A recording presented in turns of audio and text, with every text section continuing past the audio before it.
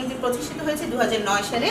বাংলাদেশে কোম্পানিটি এসেছে 2017 সালে এবং বাংলাদেশে কোম্পানিটির রেজিস্ট্রেশন হয়েছে নুভারাস নিউট্রিশন প্রাইভেট লিমিটেড এই নামে এবং আমাদের কোম্পানির ওয়েবসাইট হচ্ছে www.nuvaras.com। এই ওয়েবসাইটে গেলে আপনার ডিটেলস ইনফরমেশন সবকিছু পাবেন।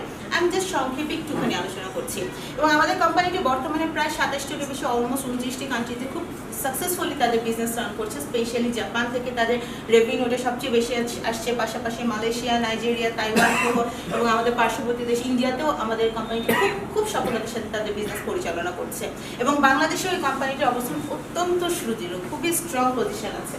এবার আসি আজকের যে আলোচনা, তার আগে আসি আমাদের কোম্পানি যিনি ফাউন্ডার এবং সিইও আছে ওনার সাথে একটু পরিচিত হয়নি। মিস্টার মাইকেল জেরো, ওনার জন্য একটা জোরে করতে হবে। ড্রাইভিং ফোর্স বিহাইন্ড আমাদের কোম্পানির পেছনে যিনি আছেন উনি মূল চালিকা শক্তি এবং ওনার সম্পর্কে একটু বলে নিচ্ছি। মিস্টার মাইকেল জেরো উনি মূলত ইরাকি বংশোদ্ভূত একজন মুসলিম নাগরিক। ইউএসএতে আসেন উনি পড়াশোনা করার জন্য এবং পড়াশোনা শেষ করার পরে উনি একটি কোম্পানি প্রতিষ্ঠা করেন ডিজিটাল সিকিউরিটি নেটওয়ার্ক নামে এবং উনি এই কোম্পানিটি অত্যন্ত সফলতার সাথে পরিচালনা করেন এবং কোম্পানিটি যখন একদম সর্বোচ্চ অবস্থান করছিলেন ঠিক ওই সময় উনি কোম্পানিটি সেল করে দেন অ্যামেরিটেক নামে আরেকটি কোম্পানির কাছে এবং উনি সেই সময় তিনি বিলিয়নিয়ার হন, মাল্টি বিলিয়নিয়ার হয়ে যান এবং উনি চিন্তা করেন যে না আমি এখন মানুষের জন্য কিছু করব এবং সেই চিন্তার ধারাবাহিকতায় উনি ফিজিশিয়ান ওয়েলনেস গ্রুপ প্রতিষ্ঠা করেন এবং তার পরবর্তীতে তারই মানে ধারাবাহিকতায় তাদের যে গবেষণা তারা বেশ কিছু রিসার্চ করেছিলেন অনেকগুলো টপ ইউনিভার্সিটির বেশ কিছু রিসার্চ পেপার নিয়ে তারা কাজ করছিলেন এবং তারই ফলশ্রুতিতে এবং তাদের মূল যে গবেষণার বিষয়টা ছিল সেটা ছিল আমরা সাধারণত কী হয় ফার্মা ইন্ডাস্ট্রিটা কী করছে যে মানুষ অসুস্থ হচ্ছে তার প্রেক্ষিতে তারা কিছু ওষুধ বা মেডিসিন তারা তৈরি করছে এবং সেটার আলোকে ট্রিটমেন্ট করছে। বাট ওনাদের যে আপনার রিসার্চ ছিল সেটা মূলত ছিল মানুষ কেন অসুস্থ হচ্ছে এবং সেখান থেকে কিভাবে প্রিভেন্ট করা যায়, এই ডিজিজগুলোকে কীভাবে প্রিভেন্ট করা যায় সেই কাজটা মূলত ওনারা করছিলেন এবং তারই ধারাবাহিকতা মূলত 2009 সালে নুভারাসের যাত্রা এবং এই নুভারাসটা মূলত উনি প্রতিষ্ঠা করেছিলেন মানুষের শুধুমাত্র শারীরিক সুস্থতার জন্য না, মানুষের ফিনান্সিয়াল ফ্রিডমটাকে এনশিওর করার জন্য। অত্যন্ত চমৎকার ব্যক্তি একজন। এরপর আসি সেকেন্ড আরেকজন ব্যক্তি আছেন আমাদের কোম্পানির ইন্টারন্যাশনাল ডেভেলপমেন্টের প্রেসিডেন্ট মিস্টার আকরাম আলানি। অত্যন্ত নাইস এবং একজন পার্সন। উনি গত মাসের লাস্টে আমাদের বাংলাদেশে ভিজিট করে গিয়েছেন। অত্যন্ত সাকসেসফুল একজন ব্যক্তি, 20 বছরের বেশি সেলস এবং মার্কেটিং এক্সপিরিয়েন্স রয়েছে এবং ওনার হাত ধরেই মূলত নুভারাসের এত বড় সফলতার পেছনে কিন্তু ওনার মানে অনেক বড় একটা ভূমিকা রয়েছে। এরপরে আসি সাধারণত এই ওয়েলনেস ইন্ডাস্ট্রিতে যত কোম্পানি আছে প্রত্যেকটা কোম্পানি কিন্তু নিজস্ব মেডিকেল অ্যাডভাইজারি বোর্ড থাকে, ঠিক তেমনি আমাদের একটা মেডিকেল অ্যাডভাইজারি বোর্ড রয়েছে। এই মেডিকেল অ্যাডভাইজারি বোর্ডের কাজ হচ্ছে মূলত ট্র্যাডিশনাল হেলথ কেয়ার সিস্টেম যেটা অর্থাৎ যে প্রাচীনকাল থেকে বিভিন্ন ডিজিজের জন্য আমরা বিভিন্ন ভাবে ন্যাচারাল ওয়েতে আমরা ট্রিটমেন্ট করি না সাধারণত আগে যেটা হতো আর কি, সেটার সাথে মডার্ন যে মেডিকেল সায়েন্স সেটাকে কম্বাইন করার কাজটা মূলত আমাদের এই কোম্পানির যে মেডিকেল অ্যাডভাইজারি বোর্ডটা রয়েছে তারা করছে এবং এই অ্যাডভাইজারি বোর্ডের যারা লিড দিচ্ছেন, যারা লিডিং পজিশনে আছেন তাদের সাথে একটু পরিচিত হয়ে আসি। ডক্টর ড্রু জারসন ওয়ার্ল্ডের যদি টপ মোস্ট 10 জন সার্জনের কথা বলি তার মধ্যে উনি একজন এবং সার্জারি যে বিভিন্ন টেকনিকগুলো বিভিন্ন সময় যাদের হাত ধরে আবিষ্কৃত হচ্ছে তাদের মধ্যে উনি একজন। সার্জারি কি নতুন নতুন টেকনিক আসছে না প্রতিনিয়ত এবং যারা এগুলোর পেছনে কাজ করেন তাদের মধ্যে উনি একজন এবং 1994 ফিফা ওয়ার্ল্ড কাপের টিম ফিজিশিয়ান হিসেবে উনি কাজ করেছেন এবং উনি বর্তমানে অ্যান্টি এজিং মেডিসিন একাডেমির একজন মেম্বার হিসেবে আছেন এবং সেল নিউট্রিশন এবং অ্যান্টিঅক্সিডেন্ট মূলত এখন উনি রিসার্চ করছেন স্পেশালি। এরপরে আসি ডক্টর জুলিয়ান বেস, নুভারাসের যে মেডিকেল অ্যাডভাইজারি বোর্ড রয়েছে সেটার উনি চেয়ারম্যান হিসেবে কাজ করছেন। উনিও যদি বলি ওয়ার্ল্ডের 10 জন একজন মানে নিউরোসার্জনের কথা বলি তাদের মধ্যে উনি একজন এবং শিকাগো ইউনিভার্সিটির নিউরোলজিক্যাল সার্জারি ডিপার্টমেন্টে উনি চেয়ারম্যান হিসেবে অনেক বছর কাজ করেছেন এবং ইউএসএর যে পিটসবার্গ স্টিলার যে ফুটবল টিমটা রয়েছে সেই টিমটারও টিম ফিজিশিয়ান হিসেবে উনি কাজ করেছেন প্রায় 10 বছরের কাছাকাছি এবং উনি মূলত স্পোর্টস সার্জারি নিয়ে কাজ করেন এবং স্পোর্টস সার্জারির উপর ওনার 3টি বই প্রকাশিত হয়েছে যেগুলো বিভিন্ন ইউনিভার্সিটিতে পড়ানো হয়, বিভিন্ন মেডিকেল ইনস্টিটিউশনে পড়ানো হয় এবং অসংখ্য পাবলিকেশনস রয়েছে ওনার। এখন বিষয়টা হচ্ছে সাধারণত দেখা যায় এই ধরনের কোম্পানিগুলোতে আমরা কিন্তু বিভিন্ন ডক্টর, অনেক রিনোন ডক্টরকে আমরা বলি যে তারা আমাদের অ্যাডভাইজার, তারা আমাদের সাথে আছেন, কিন্তু অ্যাকচুয়ালি আমাদের সাথে রিয়েলি ওনারা আছে কিনা তার সেজন্য আমি আমাদের ডক্টর ড্রু জারসনের একটা স্পিচ আপনাদের সাথে শেয়ার করতে চাই যেটা ভেরি রিসেন্ট। গত মাসের লাস্টে যখন আকরাম আলানি এসেছিলেন তখন উনি ডক্টর ড্রু জারসনের এই ভিডিওটা নিয়ে এসেছেন, আমি আপনাদের সাথে একটু শেয়ার করতে চাই। আসলে আমরা একটু ভিডিওটা দেখি উনি কি বলেছেন আমাদের জন্য। In the U.S., speaking to you all in Bangladesh, my dear friend Akram has asked me to give you a little presentation video for Nuvaris and our omega-3 product. Bangladesh is a big part of our organization. We're looking to grow fast in Bangladesh because we have some amazing products that can help you and your family. I am a surgeon. I've been practicing for over 30 years, operating on the heart, the lungs, and the abdomen. And over the years, I have found out that the most important medicine that we need every day is nutrition. Not just any kind of nutrition, but really good superfood nutrition, very similar to what you see out there in the natural fruits and vegetables. We've taken all of those ingredients and incorporated into the Nuvaris products, making it nutritionally dense superfood that gets to all your organs and helps prevent disease and cancer and all the other bad things that can help, especially infections. One of our products is spectacular. We have a world-renowned neurosurgeon, Dr. Julian Bales, who is very well known, especially in the United States. He is a neurosurgeon that specializes on the brain and the spinal cord. He developed a special product for us called Omega. Nuvaris Omega contains incredible natural ingredients that help support the brain and the heart. Omega-3 is lacking in a lot of our diets. We get it a lot if we eat a lot of fish, but if you eat a lot of fish, there's a lot of contamination that's within the fish. So that's why this product is so essential in taking every day. Omega-3 has specific ingredients, EPA and DHA. Those are different types of specialized fat that actually get incorporated into our heart as well as into our brain, specifically the cells that are so important in our vital function of every day that we do. And in fact, it is so powerful that it's highly recommended that women who are going to have babies take omega-3 to help with the growth and development of the fetus, the brain, and the heart. And in adults, omega-3 taken every day helps prevent sudden cardiac death. It helps repair any heart damage and prevents bad heart disease. So this product was developed specifically for those areas. Other products that Nuvaris has also very scientific, with a lot of scientific studies and research that will help with your overall health and wellness. Don't forget, every product also has ingredients of black seed oil, which has been shown to be a huge help in the immune system. So I wish I could talk to you for a long time about our great products, but I highly recommend that you start using omega-3 products. Omega-3 also is very active in preventing inflammation.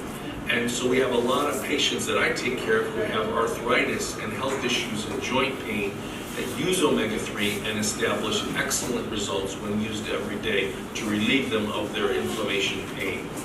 Anyway, this is Dr. Drew. I look forward to addressing you again in the near future. Good luck to everybody in Bangladesh. Many thanks to you, Akram, for asking me to put this video together, and wish you all the best of health and good luck. Thank you.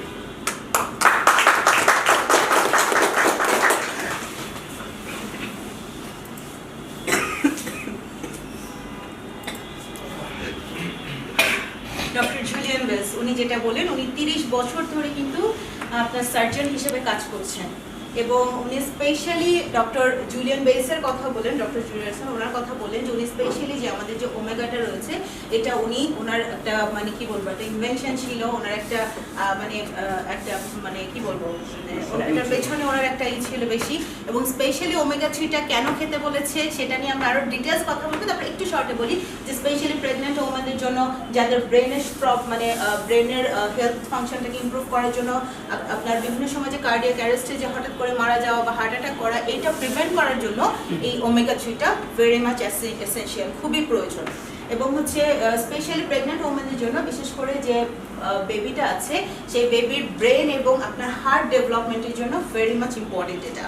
এবং অ্যাডাল্টের জন্য প্রত্যেকটা মানুষের জন্য বিশেষ করে joint pain আর্থ্রাইটিসের যাদের problem আছে সেই প্রবলেমগুলোর জন্য ওমেগা 3টা খুবই হেল্পফুল এবং আপনার প্রচুর পরিমাণে আপনার ইমিউন সিস্টেমটাকে ডেভেলপ করার জন্য ভেরি মাচ এসেনশিয়াল হচ্ছে এটা। তো যাই হোক ওমেগা 3 সম্পর্কে আমরা আরও ডিটেলস জানবো, আগে আমরা আমাদের প্রেজেন্টেশনটা কন্টিনিউ করি।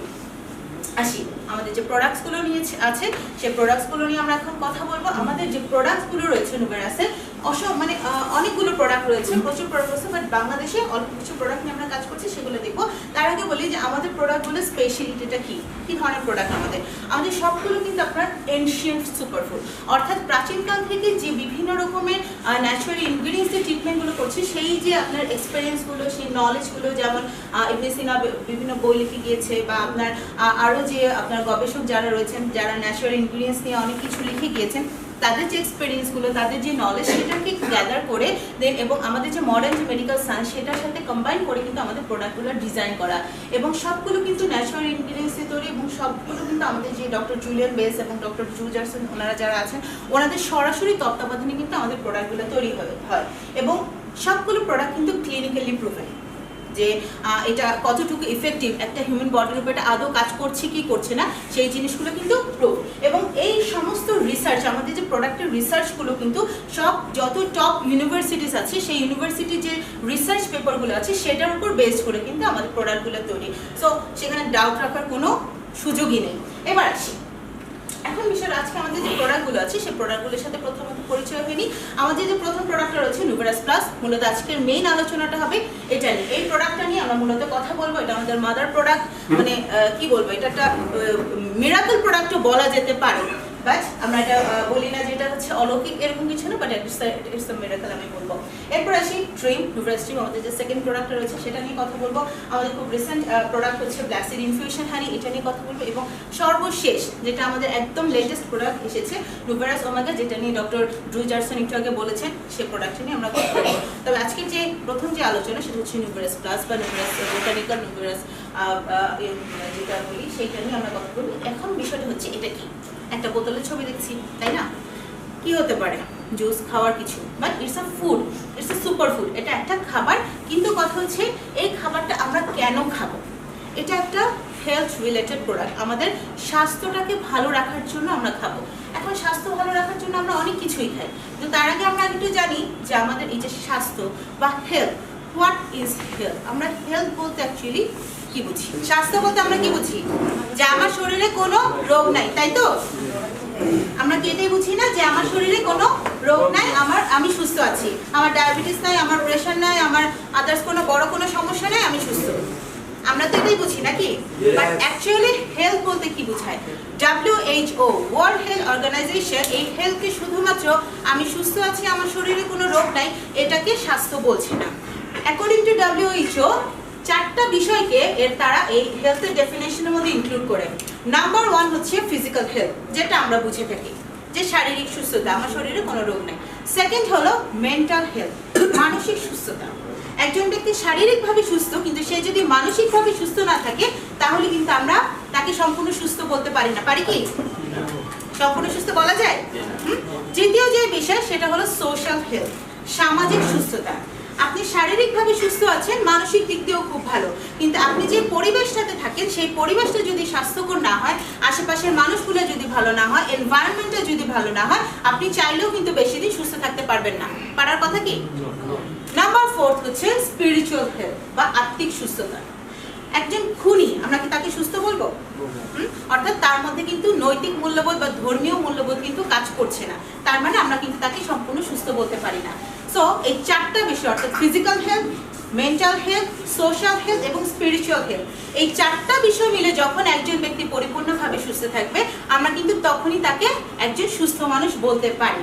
এখন আসি এই চারটা বিষয় মিলে আজকে হলরুম মোটামুটি আলহামদুলিল্লাহ ভরা। এই হলরুমের মধ্যে চারটা বিষয় মিলে কারা সুস্থ আছে? চারটা বিষয় নিয়ে কোনো প্রবলেম নাই, একটু হাত দেখো। আমরা সবাই অসুস্থ। আপনি ফিজিক্যাল হেলথ, আপনার শারীরিকভাবে সুস্থ, মেন্টাল কোনো স্ট্রেস নাই, আপনি environment okay, very fine environment, no pollution, আপনি যেখানে থাকেন সেখানে কোনো পলিউশন নাই, আপনি যে খাবারগুলো খান সম্পূর্ণ অর্গানিক, কোনো আপনার ফরমালিন মিক্সড নাই, তাহলে ওকে ফাইন, আপনি স্পিরিচুয়ালি ফাইন, ওকে ফাইন, আমি একজন পেলাম, বাট আমি দেখবো যে উনি আসলেই চারটা বিষয় বিলং করছেন কি না। তার মানে আমরা বাকি সবাইকে অসুস্থ? Obviously not. এখন আসি এই যে হেলথের ডেফিনেশনটা আমি বললাম, অ্যাকর্ডিং টু দিস WHO আরেকটা আপনার কি বলে জরিপ করেছে, যেটাতে এসেছে সারা পৃথিবীতে যত মানুষ আছে তার মধ্যে অনলি 5% পিপল হচ্ছে হেলদি, মাত্র 5% মানুষ হচ্ছে সুস্থ, যার মধ্যে আমরা এখানে একজনকে পেয়েছি আপাত দৃষ্টিতে। দেখি উনি কতটুকু এটার সাথে একমত থাকতে পারেন ফাইনালি। এরপর আসি 15%, অর্থাৎ বাকি থাকে 95%। এই 95% এর মধ্যে 15% হচ্ছে সম্পূর্ণ আনহেলদি, তারা কোনো না কোনো রোগে আক্রান্ত, এমন ভাবে আক্রান্ত যে তাদেরকে মৃত্যু পর্যন্ত ওই রোগ বয়ে বেড়াতে হবে। এবং বাকি যে 80% পিপল আছে, এই 80% পিপলকে বলা হয় সাব হেলদি, অর্থাৎ আপাত দৃষ্টিতে সুস্থ মনে হলেও প্রতিনিয়ত তারা কোনো না কোনো রোগের দিকে ধাবিত হচ্ছে। আজকে আপনি এখানে বসে আছেন সুস্থ, আপনি কি বলতে পারেন আগামী 5 বছর পরে আপনি ঠিক সেম কন্ডিশনেই থাকবেন? পারবেন না, অবভিয়াসলি পারবেন না। That means you also belong to this group, that is sub healthy state. Okay, আমি কি বোঝাতে পেরেছি বিষয়টা? আপাত দৃষ্টিতে সুস্থ মনে হলেও, এই যে আমি যদি বলি যে তাহলে আপনারা কি সবাই অসুস্থ, এখন আমি বললাম যে আপনারা কি সুস্থ, আপনারা কেউ হাত তোলেন নাই, তাহলে আপনারা কি সবাই অসুস্থ? নিশ্চয়ই অসুস্থ না, তাহলে আপনারা কি? Sub healthy. আমি কি বোঝাতে পেরেছি বিষয়টা? যে সাব হেলদি স্টেটটা কি, যে সুস্থ না অসুস্থ না মাঝামাঝি, যে আমরা প্রতিনিয়ত কোনো না কোনো রোগের দিকে ধাবিত হচ্ছি। বাট কেন, সেই বিষয়গুলো নিয়ে মূলত কথা বলবো। এবার আসি এই যে সাব হেলদি স্টেট নিয়ে আলোচনা করার জন্য আমরা আমাদের সম্পর্কে একটু জানতে হবে যে এই যে অবস্থাটা চেঞ্জ হচ্ছে, আমরা কেন অসুস্থ হচ্ছি। আগের দিনের চেয়ে এখন কিন্তু আমরা অনেক এডুকেটেড এবং অনেক বেশি সচেতন, তাই না? তারপরেও কেন আমরা অসুস্থ হচ্ছি? আসি একটা বিল্ডিং এর কথা যদি চিন্তা করি, তাহলে একটা বিল্ডিং এর ফান্ডামেন্টাল ইউনিট কি হতে পারে? ইট, তাই না? যে একটা দুইটা ইট দিয়ে এভাবে আস্তে করে অসংখ্য ইট দিয়ে একটা দেয়াল তৈরি হচ্ছে, 4-5টা দেয়াল মিলে একটা ঘর হচ্ছে, অনেকগুলো ঘর মিলে একটা অ্যাপার্টমেন্ট, অনেকগুলো অ্যাপার্টমেন্ট মিলে একটা বিল্ডিং হচ্ছে, তাই না? একইভাবে একটা বিল্ডিং এর যেমন ফান্ডামেন্টাল ইউনিট হচ্ছে ইট, ঠিক তেমনি একটা হিউম্যান বডির ফান্ডামেন্টাল ইউনিট হচ্ছে সেল, বাংলায় যেটাকে বলা হয় কোষ। ঠিক আছে, এই ইট যেরকম আমরা খালি চোখে দেখতে পাই, কোষ কিন্তু আমরা খালি চোখে দেখতে পাই না, এই সেল খালি চোখে দেখা যায় না। আপনি চাইলেও, অনেক কষ্ট করে চাইলেও দেখতে পাবেন না। যদি আপনি আপনার এই ফান্ডামেন্টাল ইউনিট, আপনার বডির ফান্ডামেন্টাল ইউনিট যেটা সেল, এটাকে যদি দেখতে যান তাহলে আপনার ইলেকট্রন মাইক্রোস্কোপের হেল্প লাগবে। এখন ইলেকট্রন মাইক্রোস্কোপের নিচে যদি রেখে দেখেন তাহলে আপনার সেলগুলোকে দেখবেন দেখতে এরকম। এটা দেখে কি কিছু বোঝা যাচ্ছে? আমি বললাম এটা সেল, তার মানে এটা সেল। আমি যদি হঠাৎ করে এই ইমেজটা আপনাদের সামনে দিতাম, আপনারা কিন্তু কিছুই বুঝতে পারতেন না যে এটা কি, তাই না? এখন আসি এই সেল দেখে, এটা দেখে আমাদের মতো সাধারণ মানুষ আমরা কিছুই বুঝতে পারছি না যে এটার ভিতরে কি আছে। বাট এটা যদি একটা মডেল দেখি, এটা হলো একটা সেলের মডেল। ওকে, যেই সেলটা দেখে ইলেকট্রন মাইক্রোস্কোপের নিচে যখন আমরা অরিজিনাল একটা সেল দেখছিলাম, ওটা দেখে কিছুই বোঝা যাচ্ছিল না। বাট আমরা যখন একটা সেলের মডেল দেখবো তখন কিন্তু বোঝা যাচ্ছে যে না, এর ভিতরে বেশ কিছু জিনিস আছে। একটা সেল কিন্তু, প্রত্যেকটা সেল, মানুষের বডি যতগুলো সেল আছে সবগুলি কোনো না কোনো কাজ করে, কোনো কোনো ফাংশন তাদের আছে। এই ফাংশনগুলো করার জন্য তাদের বেশ কিছু অর্গানেলস প্রয়োজন হয়, বাংলায় যেটাকে বলা হয় অঙ্গাণু। এই অর্গানেলসগুলোর হেল্প নিয়ে প্রত্যেকটা সেল কাজ করে, তাদের শক্তির প্রয়োজন হয়, তাদের কাজের বিভিন্ন রকমের হেল্পের প্রয়োজন হয়, সেগুলোর জন্য এই অর্গানেলসগুলো থাকে। এখন আসি, এতগুলো নিয়ে আমি ডিসকাস করব না, বাট মেইন যে বিষয়টা, এই যে ভেতরে গোলাকার যে অংশটা আমরা দেখছি, যে সার্কেলটা দেখছি, সেটাকে বলা হয় নিউক্লিয়াস। এবং এই নিউক্লিয়াসের ভেতরে একটু কি ক্লিয়ার দেখা যাচ্ছে? লাইটের কারণে দেখা যাওয়ার কথা না, যে এই যে সুতার মতো পেঁচানো কিছু অংশ আছে যেটাকে বলা হয় ডিএনএ, ডিঅক্সিরাইবোনিউক্লিক অ্যাসিড। এই যে সুতার মধ্যে এরকম পেঁচানো থাকে, এই ডিএনএ এর মধ্যে মানুষের সমস্ত কিছু কিন্তু কোড করা থাকে, কোডিং করা থাকে। কম্পিউটারে কোডিং যেরকম আছে না, ঠিক তেমনি কিন্তু হিউম্যান বডির ভিতরে কোডিং করা থাকে। যেমন হচ্ছে আপনার ক্যারেক্টার কিরকম হবে, আপনি দেখতে কিরকম হবেন, আপনি ফর্সা হবেন না কালো হবেন, আপনার চুল কিরকম হবে, আপনি লম্বা হবেন নাকি খাটো হবেন, বাবার মতো না মার মতো হবেন, এভরিথিং, ইভেন আপনার ভয়েস কিরকম হবে, এভরিথিং এই ডিএনএ এর মধ্যে কোড করা থাকে। আমি কি বোঝাতে পারলাম? এত বেশি মাথায় নেওয়ার দরকার নেই, যা শুধু শুনে যাই আমরা। ঠিক আছে, মেইন আলোচনাটা আরো সামনে আসছে, এটা আমাদের আলোচনার প্রয়োজনেই আমরা এই বিষয়গুলোকে আলোচনা করছি। এবার আসি, এই কোডিংগুলি যখন কোনো কারণে ইভেন এই সেলটা কিভাবে কাজ করবে, এই সেলটার কাজ কি হবে সেটারও কিন্তু কোডিং করা থাকে এই ডিএনএ এর মধ্যে। এমনকি সেল, আমাদের বডির প্রত্যেকটা সেল কিন্তু ডিভাইডেড হয়, সেল ডিভিশন যেটাকে বলে, কোষ বিভাজন। এই সেলগুলো কিন্তু প্রত্যেকটা সেল কিন্তু কন্টিনিউয়াসলি ডিভাইডেড হচ্ছে, সেল ডিভিশন হচ্ছে, 2টা থেকে 4টা, 4টা থেকে 8টা, এভাবে কিন্তু কন্টিনিউয়াসলি ডিভিশন হচ্ছে। এই সেল ডিভিশনটাও কিন্তু এই কোডিং এর মাধ্যমে কন্ট্রোল করা হয়। এখন যখন কোনো কারণে এই কোডিংগুলো নষ্ট হয়ে যায়, আমি আবারও বলছি, যদি কোনো কারণে এই কোডিংগুলো নষ্ট হয়ে যায়, তখন কিন্তু এই সেলগুলোর যে কাজগুলো, যে ফাংশনগুলো, সেগুলো কিন্তু আর প্রপারলি করা সম্ভব হবে না। তখনই দেখা যাচ্ছে সেই সেলটা ড্যামেজ হয়ে যাচ্ছে অথবা ম্যাল ফাংশনিং করছে, অর্থাৎ উল্টাপাল্টা কাজ করছে, এবং যার ফলে টিউমার থেকে ক্যান্সারের দিকে যাচ্ছে। আমি কি বোঝাতে পারলাম এই পর্যন্ত? ওকে ফাইন। এবার আসি, এটা হলো একটা জেনারেল সেলের কথা। এখন আসি এই ফাংশনের উপরে ডিপেন্ড করে, আমি তখন কিন্তু স্ট্রাকচার নিয়ে কথা বললাম, এবার আসি ফাংশন নিয়ে কথা বলি, যে কিছু সেলের ফাংশনের কারণে কিন্তু সেলগুলো দেখতে বিভিন্ন রকম হয়। যেমন ব্লাড সেল, আমাদের যে রক্তের সেলগুলো, আমাদের রক্ত আমরা সাধারণত ক্যাটেগরি কি দেখি, লাল রঙের একটা তরল পদার্থ, যেটাকে আমরা রক্ত হিসেবেই চিনি, তাই না? বাট এই ব্লাডের মধ্যেও কিন্তু ডিফারেন্ট টাইপস অফ সেল আছে, বিভিন্ন রকমের সেল আছে। যেমন এই যে লাল বা রেড কালারের যেগুলো দেখছি, এগুলোকে বলা হয় রেড ব্লাড সেল, লোহিত রক্তকণিকা, বা আর সংক্ষেপে আরবিসি বলা হয়। এই রেড ব্লাড সেলের কাজ হচ্ছে আমাদের বডিতে আদার্স যে সেলগুলো আছে, সেই সেলগুলোতে তারা কি করে, খাবার সাপ্লাই দেয়, অক্সিজেন সাপ্লাই দেয়, খাবার সাপ্লাই দেয়, যা যা প্রয়োজন সেগুলোর সাপ্লাই দেওয়ার কাজ হচ্ছে এই রেড ব্লাড সেল করে থাকে। এবার আসি, সাদা যেগুলো দেখছি এগুলোকে বলা হয় হোয়াইট ব্লাড সেল, WBC বা শ্বেত রক্তকণিকা।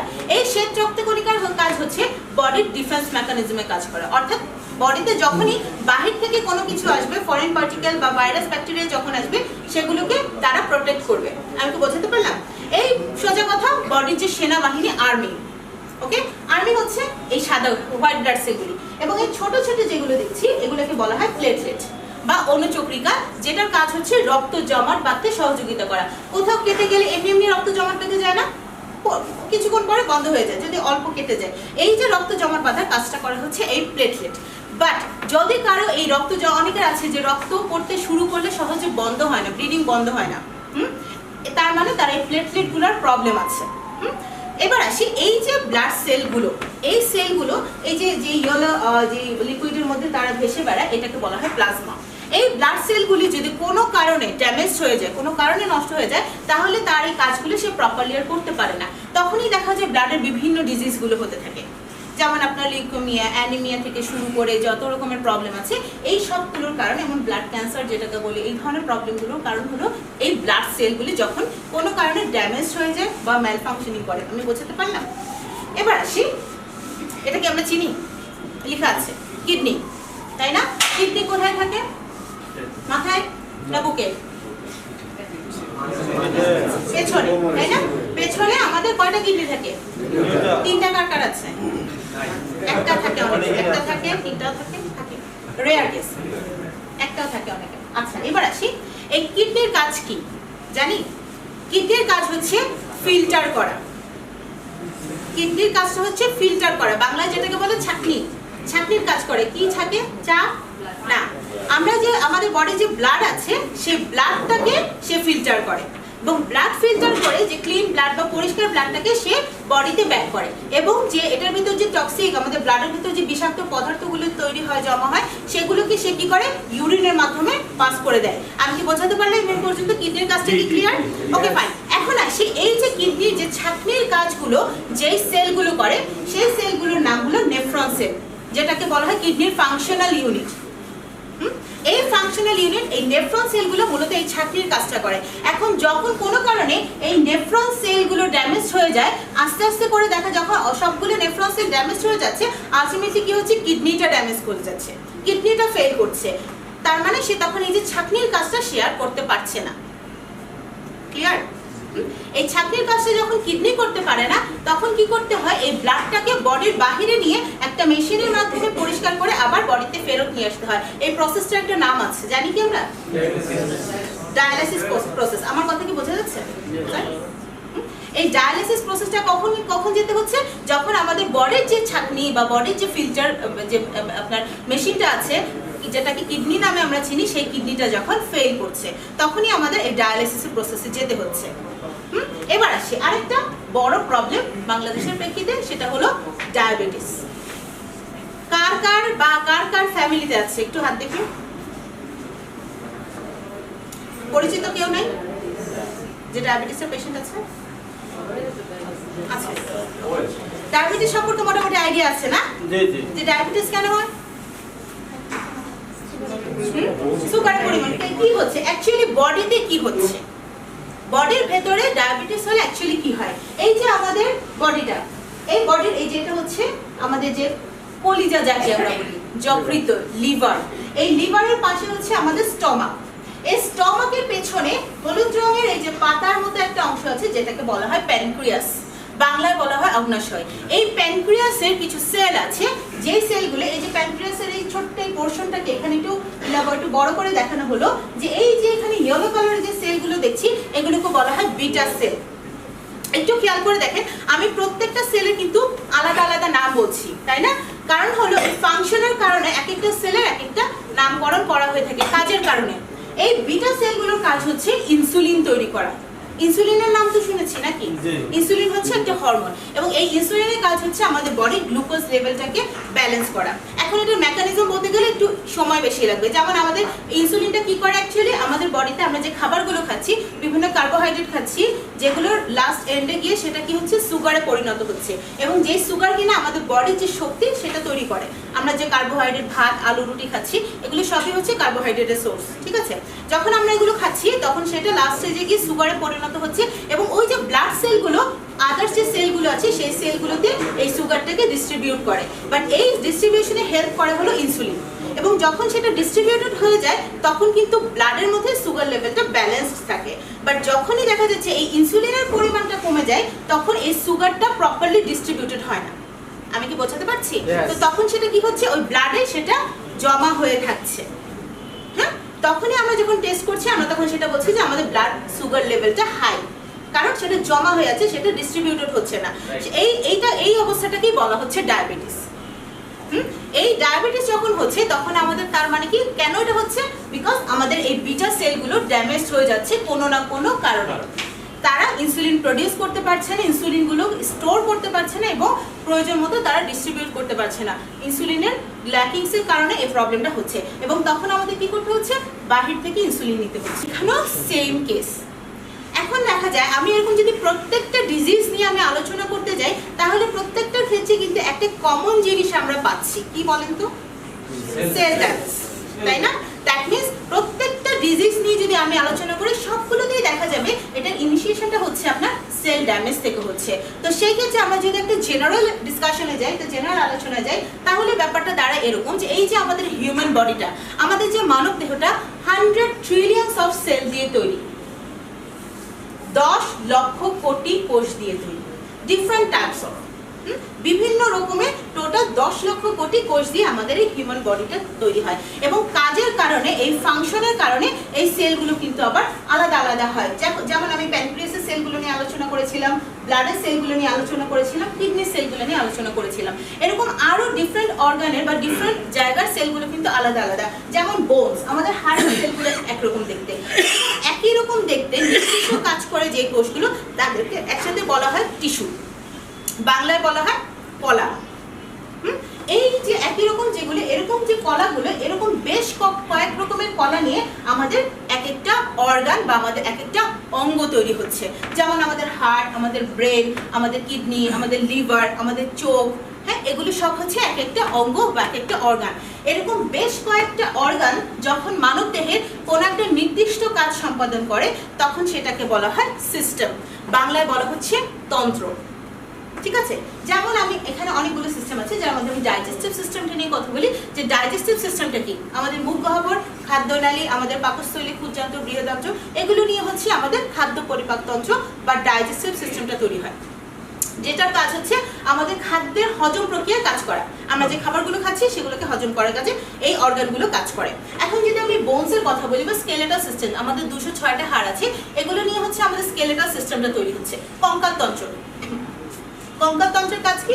কঙ্কালতন্ত্রের কাজ হচ্ছে আমাদের হিউম্যান বডিকে একটা স্ট্রাকচার দিচ্ছে, তাই না? তারা মুভমেন্টে হেল্প করছে এবং আমাদের যে ইন্টারনাল অর্গানগুলো আছে, ভেতরে যে অর্গানগুলো আছে সেগুলোকে সেভ করছে, প্রোটেক্ট করছে, ঠিক আছে? এখন এই বোনসগুলো কি সরাসরি ডাইজেস্টিভ সিস্টেমে কি হেল্প করছে? না, সরাসরি কি করছে? করছে না, এটা আলাদা সিস্টেম। এরকম সবগুলো আলাদা আলাদা সিস্টেম, যেমন মাসল সিস্টেম, আমাদের যে মাংসপেশি রয়েছে এগুলোকে বলা হয় মাসকুলার সিস্টেম। এরপর আসে আমাদের skeletal system, digestive system, respiratory system, আমাদের যে শ্বসন তন্ত্র আছে।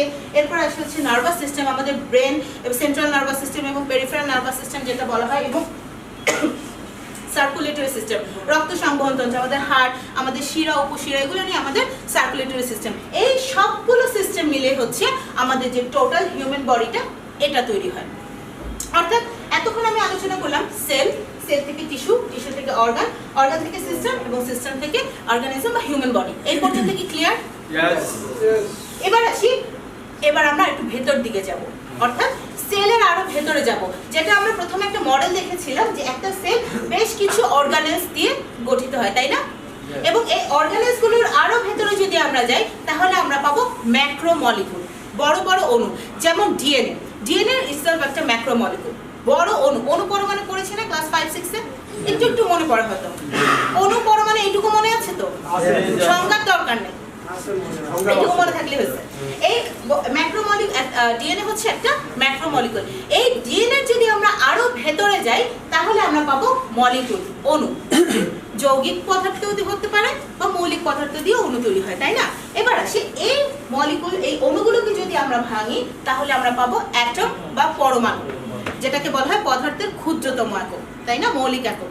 এই অ্যাটমিক লেভেল থেকে অ্যাকচুয়ালি এই ডিজিজগুলো শুরু হয়। এই কারণে এতক্ষণ আমরা সেই ছোট্টবেলার পড়াশোনাগুলো করলাম। এবার আসি, এখন বিষয়টা হচ্ছে এই যে প্রবলেমগুলো আমি কি বললাম যে আমাদের যত প্রবলেম হচ্ছে সবগুলো কেন হচ্ছে? সেল ড্যামেজ থেকে তৈরি হচ্ছে। সেল ড্যামেজ হলে আমাদের বডিতে ডিজিজগুলো প্রডিউস হচ্ছে। বাট আপনার বা আমার সেলগুলো সুস্থ আছে কিনা সেটা আমরা কিভাবে বুঝবো? আমি বলছি আমি সুস্থ আছি, দ্যাট মিন্স আমি সুস্থ। কতটুকু সুস্থ আছি সেটা বোঝার জন্য দেখতে হবে যে একটা সেলের কি কি বৈশিষ্ট্য থাকলে আমরা বুঝবো যে আমার সেলগুলো সুস্থ আছে। যেমন একটা সেলের যদি এই বৈশিষ্ট্যগুলো আমরা পাই তাহলে বুঝবো আমার সেলগুলো সুস্থ। ফার্স্ট অফ অল, রিপেয়ার করার ক্ষমতা থাকতে হবে। অর্থাৎ একটা সেলের উপর যদি আঘাত হয় তাহলে সে নিজেকে নিজে রিপেয়ার করতে পারবে। কোথাও কেটে গেল, হয় না নিজে নিজে ঠিক হয়ে যায়? বা কোথাও বাড়ি খেলেন, অনেক জোরে আঘাত পেলেন, কালো হয়ে গেল, নীল হয়ে গেল, আবার আস্তে আস্তে ঠিক হয়ে যায় না? দ্যাট মিন্স কি সেই সেলগুলো নিজে নিজে রিপেয়ার করতে পারছে নিজেকে, তার মানে আপনার সেলগুলো সুস্থ। বাট যদি সেটা না হয়, দেখা গেল একটুখানি কেটে গেল, সেই জায়গাটা পেকে ইনফেকশন হয়ে অ্যান্টিবায়োটিক না খাওয়া পর্যন্ত সুস্থ হয় না, আছে না এরকম? দ্যাট মিন্স আপনার সেলগুলো ঠিক না, সুস্থ না। এরপর আসি ডিফেন্ড করতে পারা, প্রতিরোধ করতে পারে। যখনই তার কাছে কোনো একটা ফরেন পার্টিকেল আসবে, কোনো ভাইরাস ব্যাকটেরিয়া থেকে আক্রমণ করবে, সে নিজেকে প্রোটেক্টেড করতে পারবে, সে প্রোটেক্টেড রাখতে পারবে নিজেকে। এটা হলো একটা সুস্থ সেলের বৈশিষ্ট্য। এই যে দেখা যাচ্ছে যে এখন দেখা যায় প্রায় কিন্তু ভাইরাল ফিভার হচ্ছে, তাই না? এখন অনেক ঘরে ঘরে, বাট অনেকের হচ্ছে না। দ্যাট মিন্স কেন হচ্ছে না? ওই একই ভাইরাস আপনার ঘরেই একজনের আপনার জ্বর হচ্ছে, ভাইরাস ফিভার হচ্ছে, বাট আপনার হচ্ছে না কেন? তার মানে আপনার সেলগুলো নিজেকে প্রোটেক্ট করতে পারছে। তাকেও কি আক্রমণ করেনি? করেছে, বাট আপনার সেলগুলো কি করছে? তাকে প্রোটেক্ট করতে পারছে। দ্যাট মিন্স আপনার সেলগুলো সুস্থ। আর যদি সেটা করতে না পারে, দ্যাট মিন্স আপনার সেলগুলো সুস্থ না। আপনি যদি সহজেই কোনো না কোনো ভাবে আক্রান্ত হয়ে যান, এই যে অ্যালার্জি, একটু ধুলায় গেলে, একটুখানি বাইরে গেলে দেখা যাচ্ছে অ্যালার্জির প্রবলেম হচ্ছে, কি একটুখানি পানি বেশি নাড়াচাড়া করলে তার হাঁচি কাশি প্রবলেম হয়ে যাচ্ছে। এগুলোর কারণ হলো আপনার সেলগুলো ডিফেন্ড করতে পারে না। তৃতীয়ত হলো অ্যাডাপ্ট করতে পারা, যে কোনো পরিবেশে সে নিজেকে খাপ খাইয়ে নিতে পারে। অনেকে আছে দেশের বাইরে থেকে আসলো বা ঢাকা থেকে গ্রামে গেল, নিজেকে সেই পরিবেশে অ্যাডাপ্ট করতে পারে না। এই আপনার পেটের সমস্যা শুরু হয়ে যায়, অ্যাডজাস্ট করতে পারছে না, অসুস্থ হয়ে যাচ্ছে, হয় না এরকম? দ্যাট মিন্স আপনার সেলগুলো অ্যাডাপ্ট করতে পারছে না। বাট অনেকের আছে যেখানেই যাক কোনো সমস্যা নেই, যেখানে না সেখানে কাট, কোনো প্রবলেম নেই, তার মানে তার সেলগুলো সুস্থ। এবং লাস্ট অফ অল হচ্ছে রিজেনারেট এবং রিজুভিনেট করতে পারা, পুনরায় তৈরি হওয়া বা পুনরুজ্জীবিত হতে পারার ক্ষমতা হচ্ছে একটা সুস্থ সেলের বৈশিষ্ট্য। অনেকে আছে মাত্র অনার্স ফার্স্ট ইয়ারে পড়ে, দেখে মনে হয় যেন 2 বাচ্চার বাপ, আছে না এরকম? 2 বাচ্চার মাও আছে এরকম।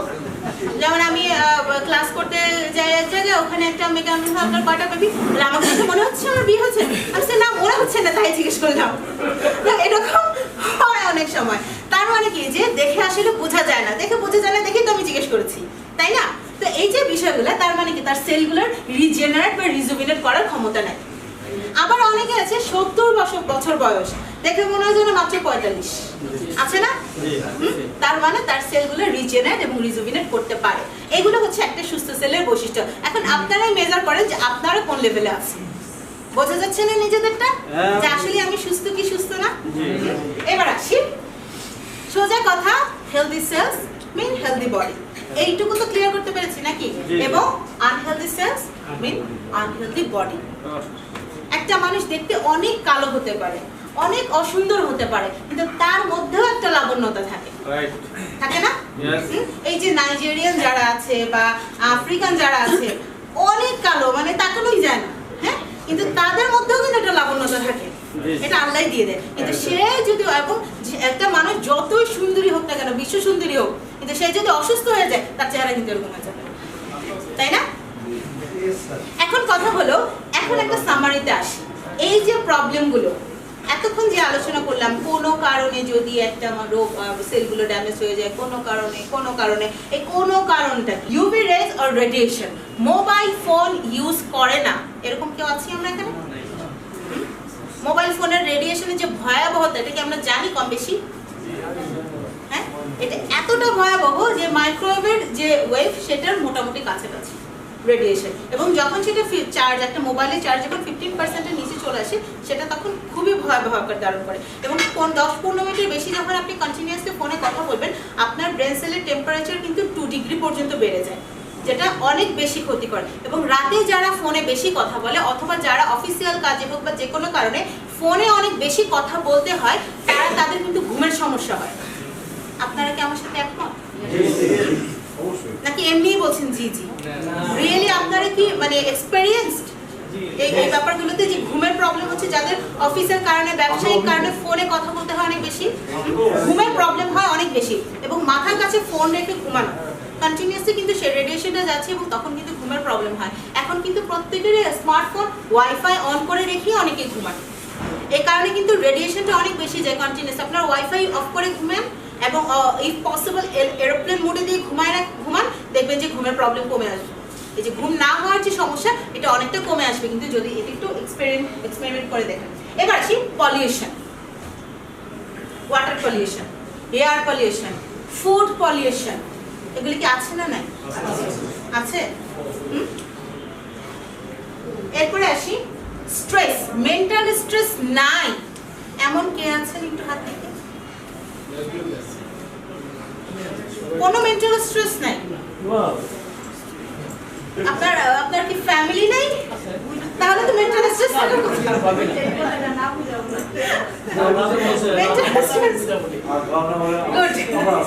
এরপর আসি পোর নিউট্রিশন। এবার আসে খাবার নিয়ে একটু কথা বলি। বাহিরের খাবার খাই না এরকম কি আছে? একদম গত 5-6 বছর একদমই খাই নাই, আছে কি এরকম? এরকম নাই। এবং দেখা যায় বাহিরে যখন আমরা খাই, কি খাই? স্পেশালি ভাজা পোড়াটা খাই না বেশি, ফাস্টফুড, বা ফাস্টফুডটাও কি দিয়ে ভাজতেই হবে, বেশিরভাগই তো ভাজা পোড়া। এখন আসি, এই যে ভাজা পোড়াটা ডক্টর খেতে কেন মানা করে? একটু খেয়াল করে দেখেন, প্রত্যেকবার যে যেই তেলে ভাজছে, সেই তেলটা কি চেঞ্জ করে? সেম তেলে আবার ভাজতেছে না? এই যে একটা তেল যখন সেটাকে এভাবে হিট করা হয়, হাই ফ্লেমে যখন এটাকে হিট করা হচ্ছে, তখন সেটা কিন্তু ট্রান্সফ্যাটে পরিণত হয়ে যাচ্ছে। এই তেলটা ট্রান্সফ্যাটে কনভার্টেড হচ্ছে, যেটা কিনা কার্সিনোজেনিক, আপনার ক্যান্সার সেলগুলোকে স্টিমুলেট করে।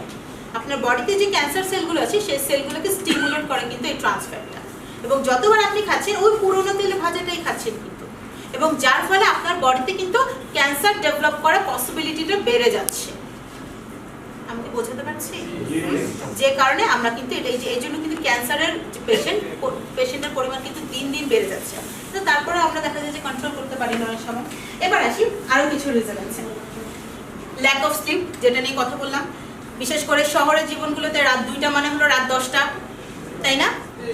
পড়াশোনার কারণে হোক, রাস্তার যানজটের কারণে বাসা ফিরতে দেরি হোক, যে কোনো কারণেই হোক, দেখা যায় যে রাত 1-2টা মোটামুটি বেজে যায়। এরপর আসি পেস্টিসাইড। আমরা যে শাকসবজিগুলো খাচ্ছি বাজার থেকে কিনে, মানে ঢাকায় থেকে একদম ফ্রেশ নিজের বাগানের নিজের ক্ষেতের সবজি কয়জনে খাচ্ছে?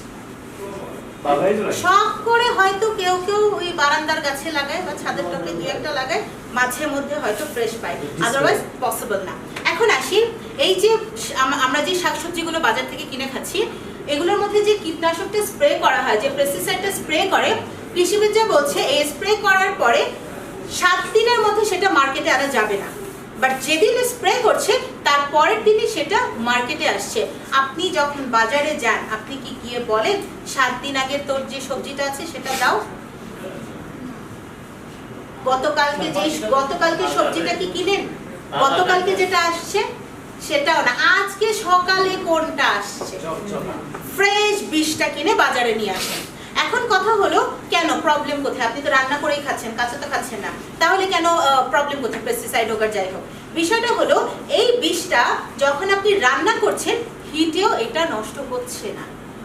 দ্যাট মিনস আপনার ওই বোতল থেকে বিষ খাওয়া আর ওই রান্না করে যেটা খাচ্ছেন একই জিনিস। আমি কি বোঝাতে পারলাম? এবং যার ফলে আপনার কিডনিটা ড্যামেজ হচ্ছে, আপনি এভাবে কিন্তু অসুস্থ হয়ে যাচ্ছেন। যতই আপনি এডুকেটেড হন, যতই আপনি সচেতন হন, কোনো কিছুই করার নাই। এরপর আসি প্রিজারভেটিভ। চিপস চানাচুর ছাড়া বাচ্চারা চলে না। যারা দাদা নানা হয়েছেন তারা দেখা যায় যে নাতির হাতে একটু ওই জুস চিপস চকলেট না দিলে ভালো লাগে না। অনেক বাবা মারাও আছেন যে আদর করে বাচ্চার আবদার মেটাতে এগুলো আমরা খাওয়াচ্ছি, বাট এগুলোর মধ্যে অবশ্যই যখন কোনো কিছু প্রসেসড ফুডগুলো তৈরি করা হয় ওর মধ্যে অবশ্যই মানে আপনার প্রিজারভেটিভ ইউজ করা হয়, বাট বাংলাদেশে যেগুলো ইউজ করা হচ্ছে সবগুলো কিন্তু হার্মফুল প্রিজারভেটিভ, ক্ষতিকর। যেমন হচ্ছে চিপস চানাচুরে যেটা ইউজ করা হচ্ছে এমএসজি, মনোসোডিয়াম গ্লুটামেট, যেটা কিনা আপনার বাচ্চার ব্রেনটাকে পানি করার জন্য যথেষ্ট। তো এই যে এমএসজি বা মনোসোডিয়াম গ্লুটামেট, এটা কিন্তু অনেক বেশি ক্ষতিকর। এবং দেখা যাচ্ছে অনেক সময় কিন্তু এই যে কিডনি হসপিটালগুলোতে অনেক বাচ্চা পাবেন হচ্ছে যারা কিডনি পেশেন্ট, কিডনি ফেল হয়ে গেছে, এগুলো হচ্ছে মেইন কারণ এটা। এরপরে আসি স্মোকিং, এটা নিয়ে আলাদা করে বলার কিছু নয়। স্মোকিং কজ ক্যান্সার, প্যাকেটের গায়ে লেখা থাকে। ক্যান্সার কোথায় হয়? সেলে না অন্য কোথাও হয়? সেল ছাড়া আছে কিছু আপনার বাড়িতে? সেলেই হচ্ছে। তা এটা নিয়ে আর আলাদা করে কোনো বলবো না। এরপর আসি ড্রাগ। এতক্ষণ যে কথাগুলো বললাম এগুলি সব খারাপ কথা ছিল, ভালো কোনো কথা ছিল? ভালো কিছু বলেছি? ভালো কিভাবে হইলো? সব কিন্তু খারাপ কথাই বললাম। এবার আসি ড্রাগ। এটা তো ভালো জিনিস, এটা কি আপনি রেগুলার খান? রেগুলার খান না। কখন খান? যখন আপনি অসুস্থ হন, ডক্টর বলে, অথবা যখন আপনার যদি নিজের কোনো এক্সপিরিয়েন্স থাকে, আপনি ফার্মেসিতে যাচ্ছেন, ওষুধ কিনে আপনি খাচ্ছেন, তাই না? আপনি তো সচরাচর ভাতের মতো এটা খান না। এটা কেন খান? সুস্থ হওয়ার জন্য। বাট এটা এর মধ্যে কেন আমি ইনক্লুড করলাম? কমন সেন্স বলছে এটাও তো কেমিক্যাল, সো এটা ফ্রি রেডিক্যাল তৈরি করে আমার বডিটাকে ড্যামেজ করতে পারে। বাট একটু আসি, একটা এক্সাম্পল দিব, সময় স্বল্পতা আছে, বেশি কথা বলবো না। সেটা হলো গ্যাস্ট্রিকের প্রবলেম। আসি, আছে না কম বেশি সবার? অবশ্যই। গ্যাস্ট্রিক কোথায় হচ্ছে? সেলে। গ্যাস্ট্রিক সেলগুলো যখন প্রবলেম হচ্ছে বা ডিস্টারবেন্স হচ্ছে তখনই তো আমাদের এই প্রবলেমটা হচ্ছে। এখন আসি, এই ড্রাগসগুলো যখন আমরা খাচ্ছি, আপনি ধরেন প্রথম আপনি যখন গ্যাস্ট্রিকের প্রবলেম হচ্ছে, আপনি ডক্টরের কাছে গেলেন অথবা ফার্মেসিতে গেলেন, আপনাকে ফার্মাসিস্ট কি করলো? ওমেপ্রাজোল, সেকলো, আমাদের যে সেকলো আছে 20 মিলিগ্রাম আপনাকে প্রেসক্রাইব করলো। আপনি কিছুদিন খেলেন, কিছুদিন ভালো আছেন, কিছুদিন পর দেখা যাচ্ছে এটা কাজ করছে না, তাই না? তারপরে কি করতে হচ্ছে? ডোজ বাড়িয়ে 40 মিলিগ্রাম করে নিয়ে আসছেন। কিছুদিন পরে 40 মিলিগ্রাম কাজ করছে না, আবার যাচ্ছেন, ঔষধ চেঞ্জ করে আনছেন আপনি, এসোমেপ্রাজোল, পেন্টোপ্রাজোল, আপনি এগুলো খাচ্ছেন। কিছুদিন পরে দেখাচ্ছে এটাও কাজ করছে না, আবার এগুলো ডোজ বাড়াচ্ছেন, ডোজ বাড়িয়ে খাচ্ছেন। কিছুদিন পর একটার সাথে আরেকটা অ্যাড করছেন, আবার নতুন কোনো ওষুধ আসছে, নতুন কোনো গ্রুপের ওষুধ আসছে, সেটা আপনি খাচ্ছেন। কিন্তু কিছুদিন ভালো থাকছেন, আবার আস্তে আস্তে কিন্তু খারাপের দিকেই যাচ্ছে। তাহলে কি হচ্ছে অ্যাকচুয়ালি? ততদিনে দেখা যায় আরেকটা ডিজিজ কিন্তু তৈরি হয়ে গেল, হয় আপনার কিডনিটা ড্যামেজ হয়ে যাচ্ছে, আলসারের প্রবলেম হয়ে যাচ্ছে, কোনো না একটা বড় প্রবলেম হয়ে যাচ্ছে। কেন হচ্ছে? সেটা হলো এই যে আমরা যখন ওষুধগুলো খাচ্ছি, এগুলো কি করছে? আপনার সেলগুলো, আমাদের উদ্দেশ্য কি হওয়ার কথা ছিল? আমাদের উদ্দেশ্য হওয়া উচিত ছিল ওই যে সেলগুলো অসুস্থ হয়ে গিয়েছে সেই সেলগুলোকে সুস্থ করা, ওই সেলগুলোকে হিল করা, তাই না? ওই হিলিং এর পরিবর্তে কি হচ্ছে? আমরা ওই সেলগুলোকে জাস্ট শুধু চাপা দিয়ে রাখছি, একটু ঘুম পাড়িয়ে রাখছি ওষুধগুলি দিয়ে। কিছুদিন যখন ঘুমিয়ে আছে সেলগুলো বা চুপ করে আছে, আপনি সে কদিন বেটার ফিল করছেন। বাট যখনই আপনি ওষুধটা স্টপ করছেন বা কন্টিনিউয়াসলি আপনি যখন ওষুধটা খেয়ে যাচ্ছেন, ওই সেলগুলো তো সুস্থ হচ্ছে না, ভেতরে ভেতরে কিন্তু ওই প্রবলেমগুলো আস্তে আস্তে গাঢ় হচ্ছে, গাঢ় হওয়ার পর এগুলো সেলগুলো আরো খারাপের দিকে যাচ্ছে, তখন আপনি আরো অন্য ওষুধ দিচ্ছেন বা ডোজ বাড়াচ্ছেন, এগুলো করে আপনি সেগুলোকে আবার চাপা দিয়ে রাখছেন, ততদিনে কিন্তু সেলগুলো আরো খারাপের দিকে চলে যাচ্ছে। তার মানে কি দাঁড়ালো, এই ড্রাগসও অন্যতম একটা কজ হলো এই ফ্রি রেডিকেলের। এবার আসি এই ফ্রি রেডিকেলের ফলে কি হচ্ছে, আসি রেজাল্টস গুলো কি। ক্যান্সার, এগুলো কি গরু ছাগলের ছবি মনে হচ্ছে? মানুষের ছবি না? আপনার বা আমার পরিবারেরই তো কোনো না কোনো মেম্বার, আমাদের মতো কোনো ফ্যামিলিরই তো মেম্বার, তাই না?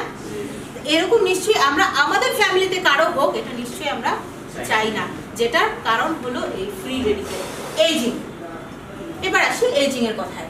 এই এইজিং এর জন্য এই অ্যান্টি এইজিং ক্রিম আছে না বাজারে অনেক, 52 বছর বয়সের মহিলাকে 25 বছরের বানায় দেয়। কি করে গুলি মুখে মাখেন, তাই না?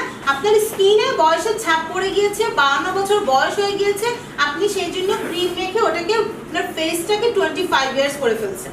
ওকে ফাইন, এট এ টাইম আপনার ইনসাইডের বয়স কত, ভেতরের বয়স কত? 52 বছর না 25 বছর? 52 বছর না? ওগুলো কি 25 বছর করার জন্য আপনি কি করেছেন? কিছুই না, ওই উপরে ফিটফাট ভিতরে সদরঘাট, তাই না? ব্যাপারটা তাই দাঁড়াচ্ছে না? ভেতরের জন্য আমরা কিছুই করছি না। এটারও কারণ হলো এই ফ্রি রেডিকেল। হার্ট অ্যাটাক, আগে 60-70 পরে হচ্ছে আপনার হার্ট অ্যাটাকের ঝুঁকি ছিল, বাট এখন 20-25-30 মধ্যে যে ইয়াং যারা আছে, এই ইয়াং জেনারেশনের মধ্যে কিন্তু এই হার্ট অ্যাটাকের রিস্কটা অনেক বেশি বেড়ে গেছে।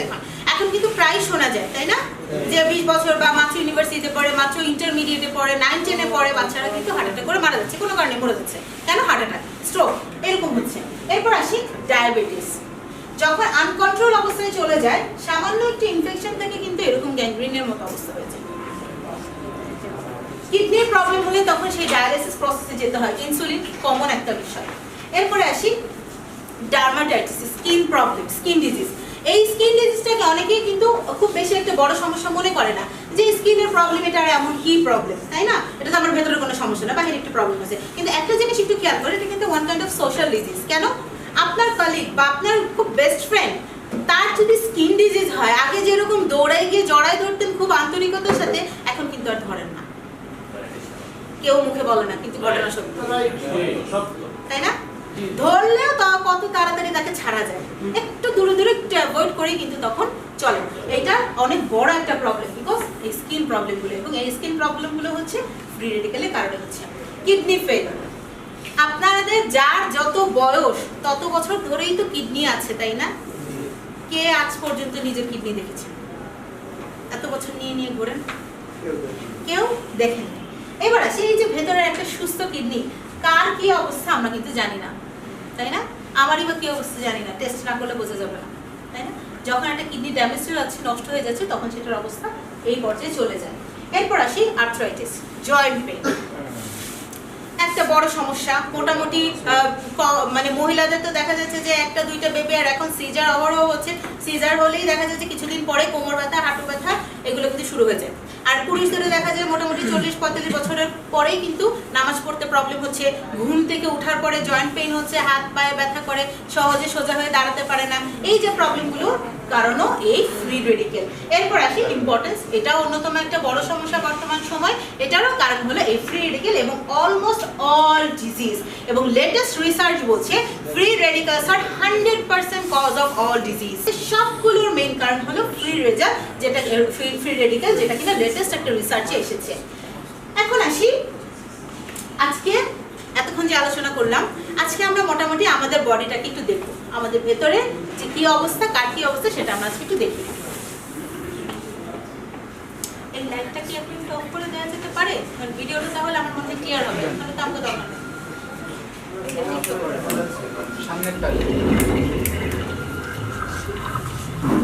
দেখা যায় আপনার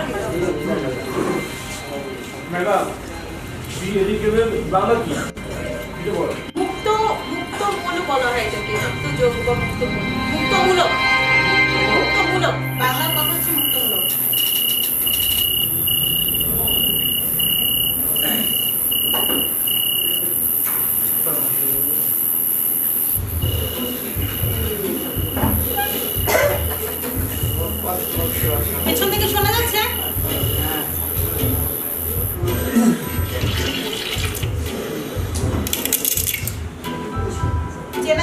কোনগুলোকে?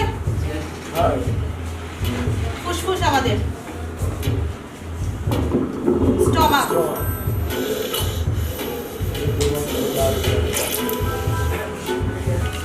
Brain. ঘুমানোর সময় ব্রেন ঘুমায়, ব্রেনও ঘুমায় না, এখানে ঘুমায়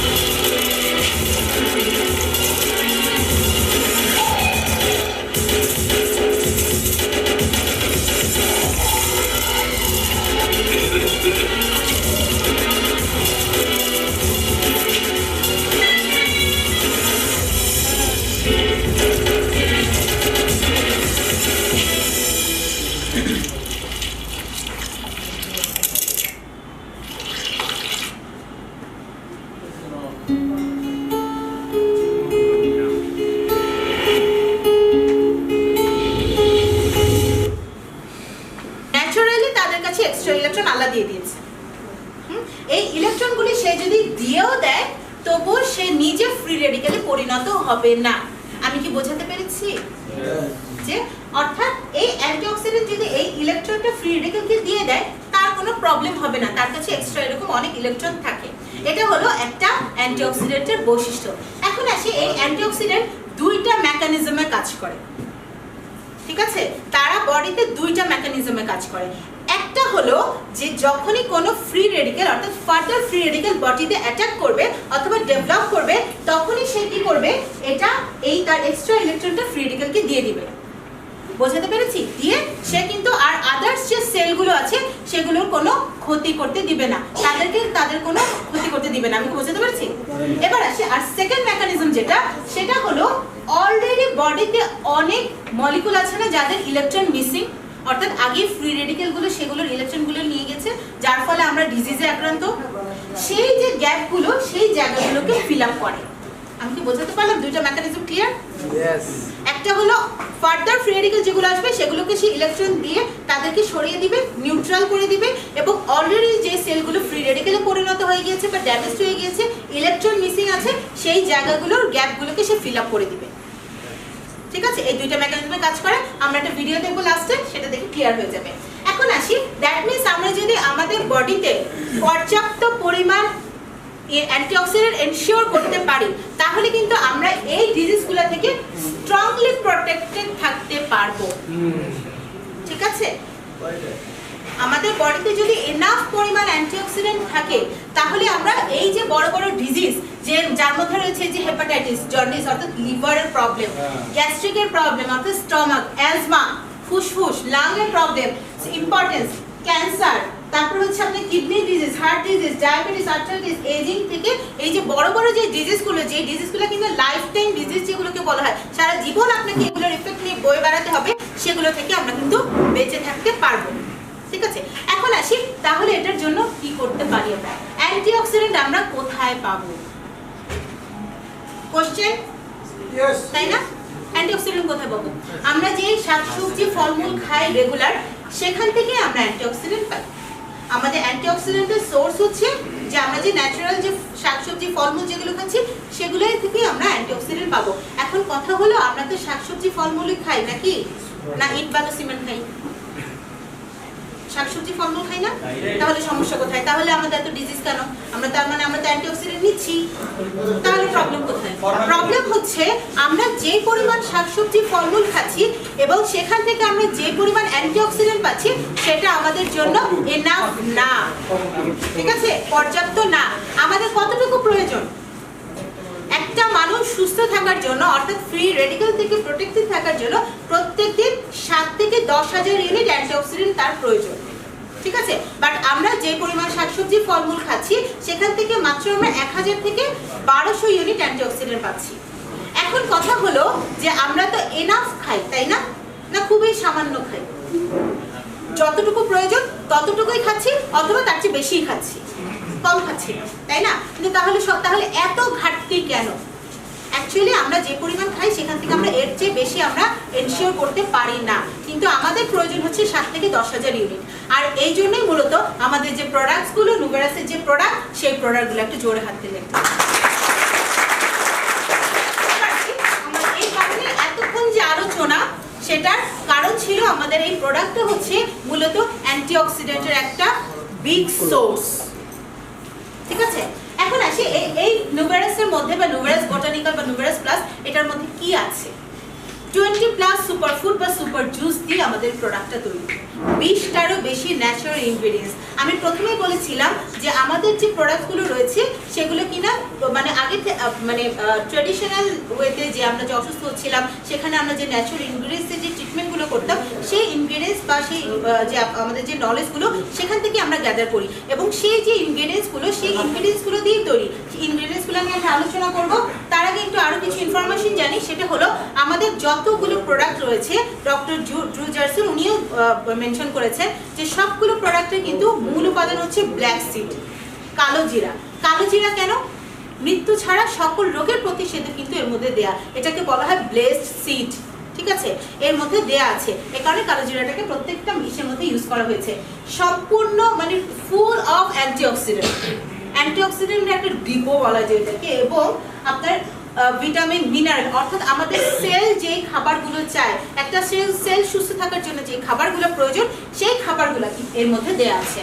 অর্থাৎ আপনি যদি মনে করেন যে আপনি খেতে পারছেন না, আপনার রুচি নাই, আপনি অসুস্থ অনেক বেশি, নো প্রবলেম, আপনি খাবার না খান, অসুবিধা নেই। আপনি যদি নুভেরাস প্লাস 2 আউন্স খান রেগুলার, আপনার যে প্রয়োজনটা, শরীরের যে প্রয়োজনটা, সেটা ফিল আপ হয়ে যাবে। ডক্টর ড্রু জারসন কিন্তু আরেকটা কথা বলেছেন যে আমাদের বডির যে মেডিসিন প্রয়োজন, যে ঔষধ প্রয়োজন, সেটা হলো নিউট্রিশন। এই নিউট্রিশনটাই এটা এনশিওর করছে। এরপরে হচ্ছে এটা ফ্রি রেডিক্যাল থেকে 100% প্রোটেকশন দিবে। কেন? যেহেতু এটা অ্যান্টিঅক্সিডেন্ট। আমি কি বলেছিলাম, আমাদের রিসার্চ দেখেছিলাম যে free radicals are 100% cause of all disease, এবং এই ফ্রি রেডিক্যালের জন্য একটাই সলিউশন, সেটা কিনা antioxidant. That means antioxidant are 100% solution of all disease. আমি কি বোঝাতে পারলাম? যে আপনি যদি অ্যান্টিঅক্সিডেন্ট এনশিওর করতে পারেন, আপনি 100% ডিজিজ থেকে প্রোটেক্টেড থাকবেন। ডক্টর জুলিয়ান বেলস যিনি আছেন, উনি বলেন যে take Nuverous plus, you may never get sick. আপনি নুভেরাস প্লাস খান, ইনশাআল্লাহ আপনি কখনো অসুস্থ হবেন না। প্রোটেকশনের জন্য আসছি এবার আসি এই ইন্ডাস্ট্রির মধ্যে হাইয়েস্ট ওরাক এবং হাইয়েস্ট ক্যাপিটাস রেজাল্ট হচ্ছে আমাদের ওরাক এবং ক্যাপিটাস ইন দ্য ইন্ডাস্ট্রি, সেটা নিয়ে আমি সামনে আলোচনা করব। এবার আসি ছোটখাটো, এটা আমি তো বললাম যে 100% ডিজিজ থেকে আপনাকে প্রোটেকশন দিবে বা প্রিভেনশন দিবে, বাট এটা ছাড়াও ছোট ছোট যে প্রবলেমগুলো আছে সেগুলো একটু দেখি, যেগুলো আমাদের রেগুলার প্রবলেম, যার মধ্যে হচ্ছে আমাদের মনোযোগের অভাব। আমরা কাজ করি, বিভিন্ন রকম আমরা জবে যাই, আমাদের নিজেদের বিজনেস আছে, আমরা কি হচ্ছে আমরা অসুস্থ হয়ে পড়ছি বা টায়ার্ড হয়ে যায়, ক্লান্ত হয়ে যায়, আমাদের কাজে মন বসে না। এই জায়গাগুলোকে আপনার কনসেন্ট্রেশন বাড়ানোর জন্য, আপনার এনার্জি লেভেলটাকে বাড়ানোর জন্য নুভেরাস প্লাস খুবই খুবই হেল্পফুল। এবং যাদের ঘুমের সমস্যা আছে, রাতে ঘুমের প্রবলেম হয়, তাদের জন্য এটা মোটামুটি গ্যারান্টেড একটা সলিউশন। ঘুমের প্রবলেম এটা সলভ হবে। এই যে দেখা যাচ্ছে রাতে ঘুম হয় না, এখানে এসে আমরা অনেকেরই ঘুম চলে আসছে না? আসছে, আমি দেখছি। এরপর আসি জয়েন্ট পেইন, কোমর ব্যথা, হাঁটু ব্যথা, যত ব্যথা আছে গিটে গিটে ব্যথার জন্য ক্যানভাসারের কাছে আর যাওয়ার দরকার নেই। নোভারাস প্লাস খান, ইনশাল্লাহ এই প্রবলেম থেকে আপনারা নিজেরাই ফিল করবেন। যাদের সকালে ঘুম থেকে উঠলে প্রবলেম হতো, হাত পা ব্যথা করতো, ইনশাল্লাহ তাদের এই প্রবলেমটা থাকবে না। এবং মহিলাদের যাদের এই যে সিজারের কারণে বা বয়সের কারণে না কেন কোমর ব্যথা বা হাঁটু ব্যথা, এই প্রবলেমগুলো ইনশাল্লাহ সলভ হয়ে যাবে।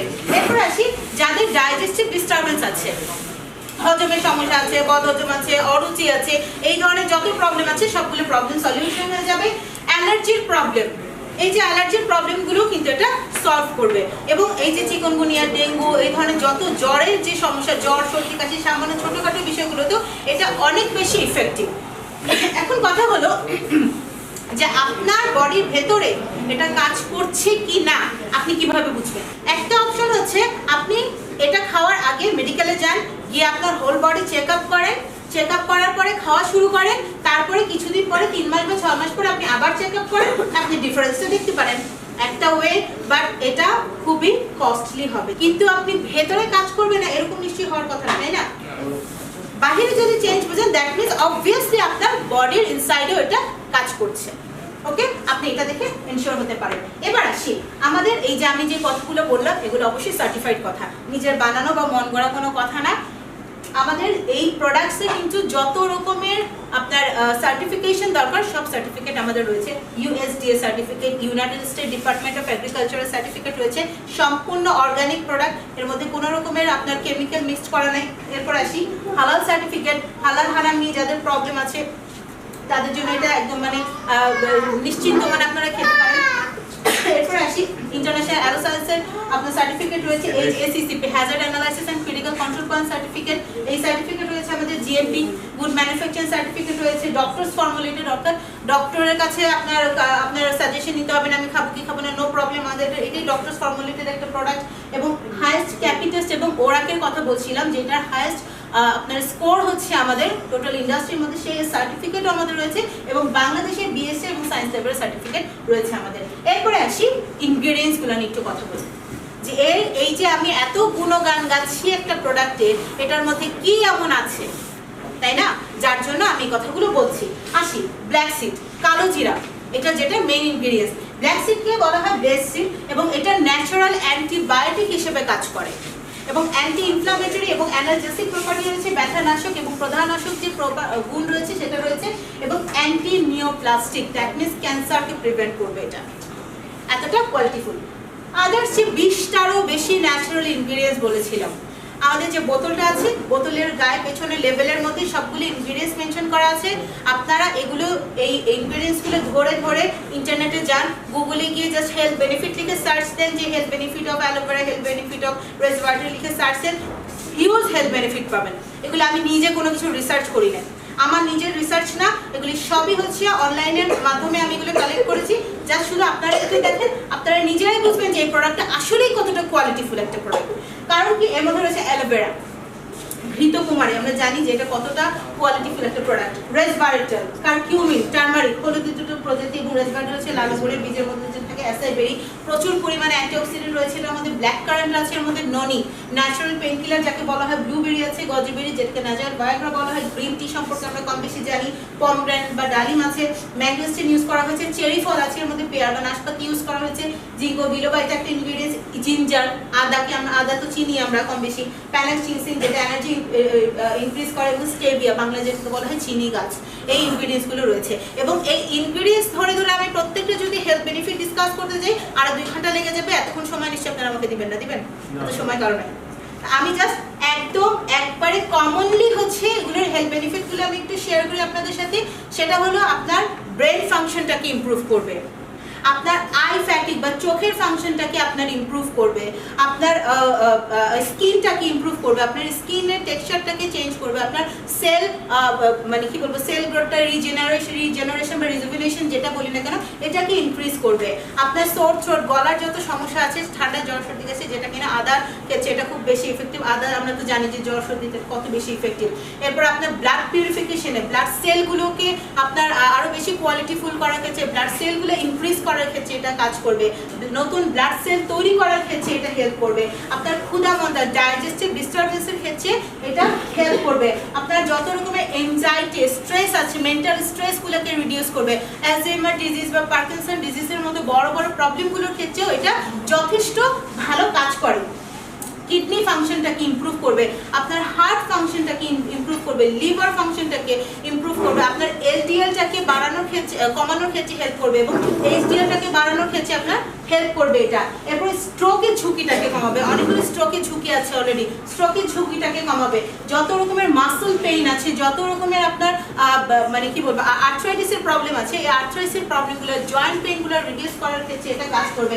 ক্যান্সার, যত রকমের ক্যান্সার আছে সব রকমের ক্যান্সারকে প্রিভেন্ট করার ক্ষেত্রে আমাদের ইনগ্রেডিয়েন্টসগুলো যথেষ্ট রকমের মানে কাজ করবে। আপনারা নিজেরাই দেখবেন গ্যাস্ট্রিকের প্রবলেম, আলসারের প্রবলেম যাদের আছে সেই প্রবলেমগুলোকে রিডিউস করার ক্ষেত্রে এটা খুব চমৎকারভাবে কাজ করবে এবং বয়সের ছাপ দূর করার জন্য এটা কাজ করবে। যত রকমের আপনার ইনফেকশন আছে এই ইনফেকশনগুলোকে রিডিউস করার ক্ষেত্রে এটা কাজ করবে, আপনার বডিকে ডিটক্সিফাইং এর ক্ষেত্রে ওটা কাজ করবে। আরও যত প্রশ্ন আপনারা যদি করতে পারেন আমার এই ডিজিজ কমাবে কিনা, এই ডিজিজ কমাবে কিনা, সব ডিজিজের ক্ষেত্রে এটা হেল্প করবে। বাট বিষয়টা এরকম না যে আপনার বডিতে কোনো একটা সার্জারি কেস হলো আপনার সেটাকে সলভ করবে। ফর এক্সাম্পল আপনার হাত ভেঙে গেল, পা ভেঙে গেল, আপনি যদি মনে করেন আপনি এটা খেয়ে সুস্থ হয়ে যাবেন, বিষয়টা তা না। আপনার যেটা প্রপার সার্জারি বা যেটা আপনার ট্রিটমেন্ট সেটা আপনাকে নিতে হবে। আমি কি বোঝাতে পেরেছি? বাট এটা কি করবে আপনাকে আরো বেশি তাড়াতাড়ি সুস্থ হওয়ার ক্ষেত্রে হেল্প করবে এবং আপনার ওই সেলগুলোকে দ্রুত রিপেয়ার করার জন্য এটা হেল্প করবে। আমি কি বোঝাতে পেরেছি? আপনার এটাকে এমন ভেবে না যে আমি যদি এটা খাই আমার আর কোনো কিছুই লাগবে না দুনিয়া, বিষয়টা কিন্তু তা না। ট্রিটমেন্টের জায়গায় থাকবে, বাট এটাকে কিন্তু আপনারা মেডিসিন এবং এর সাথে মিক্সড করে ফেলেন না, এটা কিন্তু একটা প্রিভেনশন। আপনার এটা কিন্তু নিউট্রাসিউটিক্যাল একটা প্রোডাক্ট, এটা আপনার অ্যাজ এ ফুড আপনি খাবেন। আমি যদি বলি রসুনের কথা, রসুনের কি হেলথ বেনিফিট আছে না? বিশ্বাস করেন? Like that, it's a food, nothing else, but it's a super food. আমি কি বোঝাতে পেরেছি? যে আপনি এটা খাবেন বিকজ আপনি আর অসুস্থ হতে চাচ্ছেন না এবং আপনি অলরেডি যে ডিজিজগুলোতে সাফার করছেন সেগুলো যাতে কমে আসে আর যেন এটার ডেপটা না বাড়ে। বোঝাতে পেরেছি আমি? এবার আসি ওরা যেটা আপনি বলছিলেন যে আমাদের 1 আউন্সে কতটুকু আমরা অ্যামাউন্ট পাবো। আমাদের প্রত্যেকটা আউন্স, আমাদের যে বোতলটা আছে সেই বোতলের যে ক্যাপটা আছে এই ক্যাপের অ্যামাউন্ট হচ্ছে 1 আউন্স। এই প্রত্যেক আউন্সে হচ্ছে অলমোস্ট 9000 ইউনিট অ্যান্টিঅক্সিডেন্ট আছে, প্রায় 9000 ইউনিট অ্যান্টিঅক্সিডেন্ট আছে। দ্যাট মিনস আপনি যদি সকালে 1 আউন্স এবং রাতে 1 আউন্স দুই বেলা যদি খান আপনি টোটাল 18000 অ্যাটলিস্ট 18000 ইউনিট অ্যান্টিঅক্সিডেন্ট আপনি পাচ্ছেন। বাট আমাদের বডির জন্য একটা অপটিমাল হেলথ মেইনটেইন করার জন্য আমি কত বলেছিলাম? 7 থেকে 10000 ইউনিট, মনে আছে? যে 7 থেকে 10000 ইউনিট হচ্ছে আপনি যদি খান তাহলে আপনার বডিতে ফ্রি রেডিক্যাল অ্যাটাক করবে না, আপনি সুস্থ থাকবেন। তাহলে আপনি আমি বলছি 1 আউন্স আছে 9000 ইউনিট, আপনি যদি 2 আউন্স খান তাহলে আপনি পাচ্ছেন 18000 ইউনিট। আপনি কি এক্সট্রা 8000 নিচ্ছেন না? ওটা তো দরকার নেই, আছে? কেন নিচ্ছেন? এই জন্য নিবেন। আর আপনাকে সারা জীবন যে 2 আউন্স মেনটেন করতে হবে বিষয়টা তা না। ইনিশিয়ালি প্রথম যখন আপনি এটা খাওয়া স্টার্ট করবেন তখন কিছুদিন আপনি এই 2 আউন্স মেনটেন করবেন, বিকজ অফ 10000 আপনাকে হেল্প করবে, ফার্দার ফ্রি রেডিক্যাল অ্যাটাক থেকে আপনাকে প্রিভেন্ট করবে, আপনাকে প্রোটেক্টেড রাখবে এবং এক্সট্রা যে 8000 ইউনিট আপনি নিচ্ছেন অলরেডি আপনার বডিতে যে সেলগুলো ড্যামেজ সেগুলোকে রিপেয়ার করবে। আমি কি বোঝাতে পারলাম? কিছুদিন পরে যখন আপনার সেলগুলো ইনসাইডের সেলগুলো রিপেয়ার হয়ে যাবে, সবগুলো আগের অবস্থায় চলে আসবে, তখন আপনি রেগুলার অ্যাকাউন্টস মেনটেন করলে হয়ে যাবে। বুঝাতে পেরেছি? এটা নিয়ে আপনারা পার্সোনালি আপনারা যার যার আমন্ত্রণে এসেছেন প্রবলেম ওয়াইজ আপনাদের এই ডোজিংটা কিন্তু অ্যাডজাস্ট করা হবে। সবার জন্য হয়তো সেম ডোজ অ্যাপ্লিকেবল না, কারোর জন্য 3 আউন্স, কারোর জন্য 4 আউন্স, 5 আউন্স পর্যন্ত আমরা কিন্তু রিকমেন্ড করি ডিপেন্ডিং অন হিজ সিচুয়েশন। ঠিক আছে, ওকে ফাইন। এবার আসি সেল লাইফ এক্সটেনশন টেস্ট, ক্যাপি টেস্ট যেটাকে বলা হয়। সেটা কি? সেটার স্কোর হচ্ছে 150, অর্থাৎ আপনার সেলটা কতটুকু প্রোটেক্টেড থাকবে। ওই যে ফায়ার প্রুফ জ্যাকেট যেরকম পরে না মানুষ, কেন পরে? যাতে ফায়ার যদি আগুন লাগে গায়ে সেজন্য প্রোটেক্টেড থাকে। লাইক দ্যাট এটা হচ্ছে আপনার সেলগুলোকে একটা জ্যাকেট পরিয়ে দিবে, আপনার সেলগুলোকে কতটুকু প্রোটেক্টেড রাখবে সেটার স্কোরিং হচ্ছে 150। If it is 35 that's enough. ঠিক আছে, এটা হলো আপনার সেলটাকে প্রোটেক্টেড হয়ে গেছে। বাট এই স্কোরটা হচ্ছে 150 পর্যন্ত এটাকে আপ করা হয়েছে। দ্যাট মিনস আপনার সেলগুলোকে কতটুকু সুরক্ষিত রাখবে আমার মনে হয় আমি বোঝাতে পেরেছি। ঠিক আছে, এরপরে আসি। এবং এটা হচ্ছে নুভেরাস প্লাস হচ্ছে highest score tested, ever tested. যত টেস্ট হয়েছে এখন পর্যন্ত তার মধ্যে এটার স্কোরটা হচ্ছে সবচেয়ে বেশি। এবার আসি, এখন কথা হলো আপনি মনে করতে পারেন আমি নুভেরাসের স্টেজে দাঁড়িয়েছি, অবভিয়াসলি আমি নুভেরাসের প্রোডাক্টের কথাই তো বলবো, তাই না? আমি নিশ্চয়ই অন্য কোনো কোম্পানির প্রোডাক্টের কথা বলবো না, তাই না? কিন্তু কথা হচ্ছে যে কেন আমি এখানে, আমি আপনাদের জন্য এখানে দাঁড়িয়েও আমি আপনাদের জন্য একটা অপশন দিচ্ছি। সেটা হলো আপনি যদি মনে করেন যে না, যত যাই বলেন বিচারশালী সবই মানি, তালগাছ আমার, আমি খাবো না, আমি সুস্থ থাকবো কিন্তু আমি খাবো না, আছে না এরকম কিছু মানুষ? যে আপনি যতই বুঝান আমি খাবো না, যদি আপনি না খেতে চান নো প্রবলেম, বাট আপনি যদি সুস্থ থাকতে চান, এটার সাথে তো একমত যে আমি সুস্থ থাকতে চাই, তাহলে আপনাকে এই 18,000 ইউনিট অ্যান্টিঅক্সিডেন্ট এনশিওর করতে হবে। যদি সেটা করতে হয় আপনি ন্যাচারাল ইনগ্রিডিয়েন্টস থেকেও আপনি সেটা করতে পারেন। সেটা কিভাবে? যদি আপনি ডেইলি এই পরিমাণ খাবার খেতে পারেন, ন্যাচারাল ফ্রেশ ফুড, অবশ্যই অর্গানিক ফ্রেশ ফুড হতে হবে আপনার, এর মধ্যে ওই যে ফরমালিন মিক্স থাকা যাবে না, ফ্রেশ ফুড যেটা পসিবল না। এবং তারপরে যদি আপনি মনে করেন যে না আমি বাহির থেকে আনে খাবো, নো প্রবলেম, খাওয়াতে পারেন, বাট রেগুলার এই যে watermelon, banana, eggplant, carrot, tomato, কর্নিয়ার, green tea, vegetable juice, celery, orange juice, pineapple, grape, spinach, broccoli, pear, peach, apple, asparagus, prawn juice, is it possible daily খাওয়া? Possible? সংগ্রহ আর okay fine, আপনি local যে fruits আছে সেগুলো আপনি try করতে পারেন, বাট পসিবল না।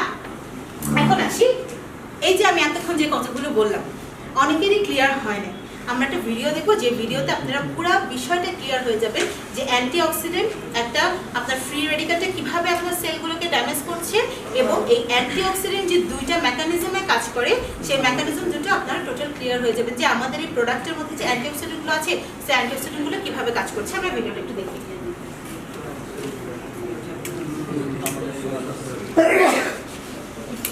আপনারা যারা নামাজ পড়বেন তাহলে যেতে পারেন, নো প্রবলেম, আমি এটা শেষ করে দিই কারণ মাগরিবের টাইম হয়ে যাবে। তো আসি, এই যে হেলথি টিস্যু সেল, এই সেলগুলো আমরা জাস্ট আমাদের যে বডির যে সেলগুলো আছে সেই সেলগুলোকে আমরা একটু ইমাজিন করি যে আমাদের সেলগুলো কিভাবে ড্যামেজ হচ্ছে। আমরা একটা সুস্থ সেলের ভেতরে চলে যাই, আমাদের বডির কোথাও আপনার যার যার যেখানে প্রবলেম আছে সুস্থ সেলের ভেতরে আমরা চলে যাই। আমি বলেছিলাম যে একটা অ্যাটম যে ইলেকট্রন থাকে, তাই না, জোড়ায় জোড়ায় ইলেকট্রনগুলো থাকে, এবং এগুলো হচ্ছে ইলেকট্রন জোড়ায় জোড়ায় থাকে, এবং এই যে একটার সাথে একটা থাকে এটাকে বলা হয় কেমিক্যাল বন্ড। দুইটা ইলেকট্রন যখন বা দুইটা মলিকিউল যখন পাশাপাশি ইলেকট্রন কেমিক্যাল বন্ডের মাধ্যমে তারা সংযুক্ত থাকে, এই যখন কোনো কিছুর প্রভাবে, ওই যে বললাম বেশ কিছু রিজন আপনাদেরকে বলেছি, সেই রিজনগুলোর প্রভাবে যখন এই ইলেকট্রনগুলো মিসিং হয়ে যাচ্ছে তখনই সেটা ফ্রি রেডিক্যালে পরিণত হয়ে যাচ্ছে।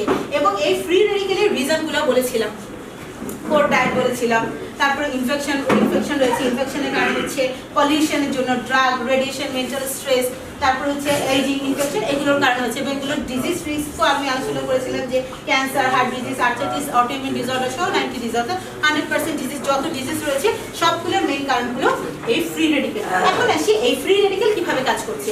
ওই যে যখনই সে একটা সুস্থ সেলের কাছে যাচ্ছে সেখান থেকে সে ইলেকট্রন নিয়ে সে নিজে নিউট্রাল হয়ে গেল, শর্ট লিভ মলিকিউল যেটা বলেছিলাম, হাইলি রিঅ্যাক্টিভ, যখনই অন্য কারোর কাছে আছে সেখান থেকে সে ইলেকট্রন নিয়ে সে চলে গেল, সে নিউট্রাল হয়ে গেল, এবং অপরদিকে তাকে ড্যামেজ করে দিয়ে গেল।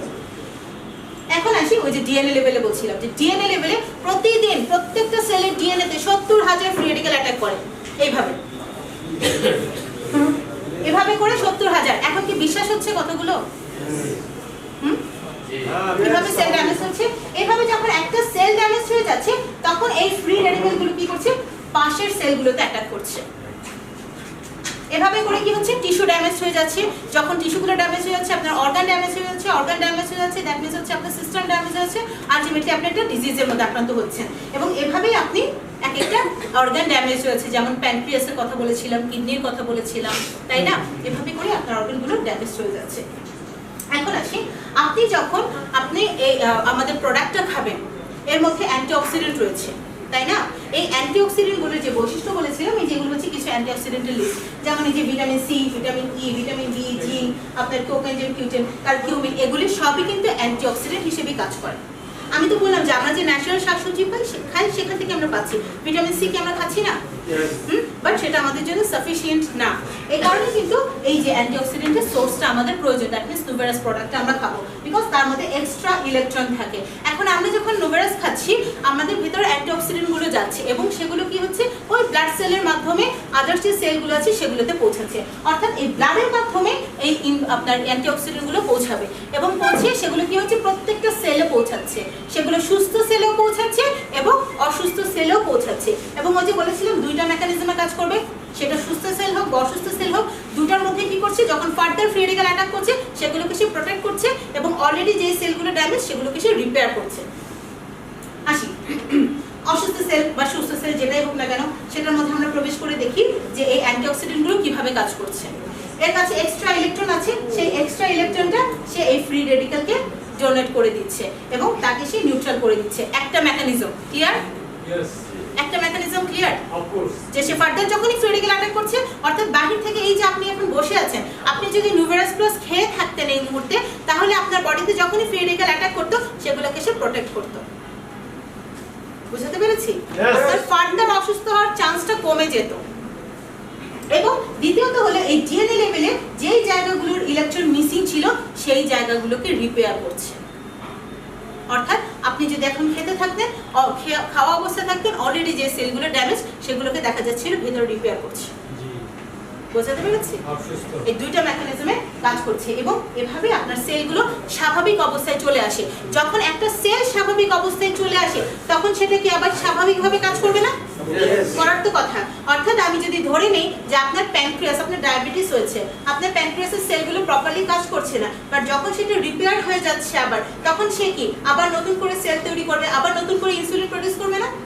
এখন যারা অলরেডি ইনসুলিন নিচ্ছেন আমাদের নুভেরাস প্লাস কন্টিনিউ করেন, ইনশাআল্লাহ কিছুদিন পরে ইনসুলিন নিতে হবে না। তার মানে এই না ক্যান্সারের পেশেন্ট, যারা ক্যান্সারের পেশেন্ট, ক্যান্সার কোথায় হচ্ছে? সেলে না? আপনার সেলগুলো আনকন্ট্রোল গ্রোথ হচ্ছে, সেই জায়গাগুলোকে এই নুভেরাস প্লাস বা আমাদের অ্যান্টিঅক্সিডেন্টগুলো কি করছে? রিপেয়ার করবে। রিপেয়ার করে আস্তে আস্তে স্বাভাবিক অবস্থায় নিয়ে আসে, যে কারণে লাস্ট স্টেজের ক্যান্সার পেশেন্ট কিন্তু আলহামদুলিল্লাহ এখন অনেকেই ভালো আছে আমাদের মধ্যে। আপনারা টেস্টিমনি নেন, পাবেন, অনেক টেস্টিমনি রয়েছে আমাদের বাংলাদেশে।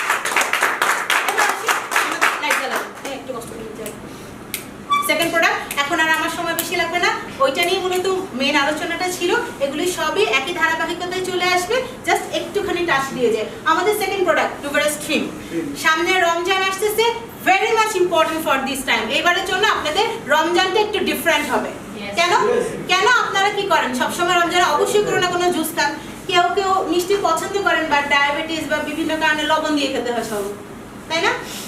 কষ্ট লাগে, খান, কি করবেন? শরবত সবাই খায়, চিনি দিয়ে একটু খাই, দেখা যায় কিন্তু কষ্ট করে লবণ দিয়ে খাচ্ছে। কেউ জানে না আপনি লবণ দিয়ে খাচ্ছেন, সবাই চিনি দিয়ে খাচ্ছে।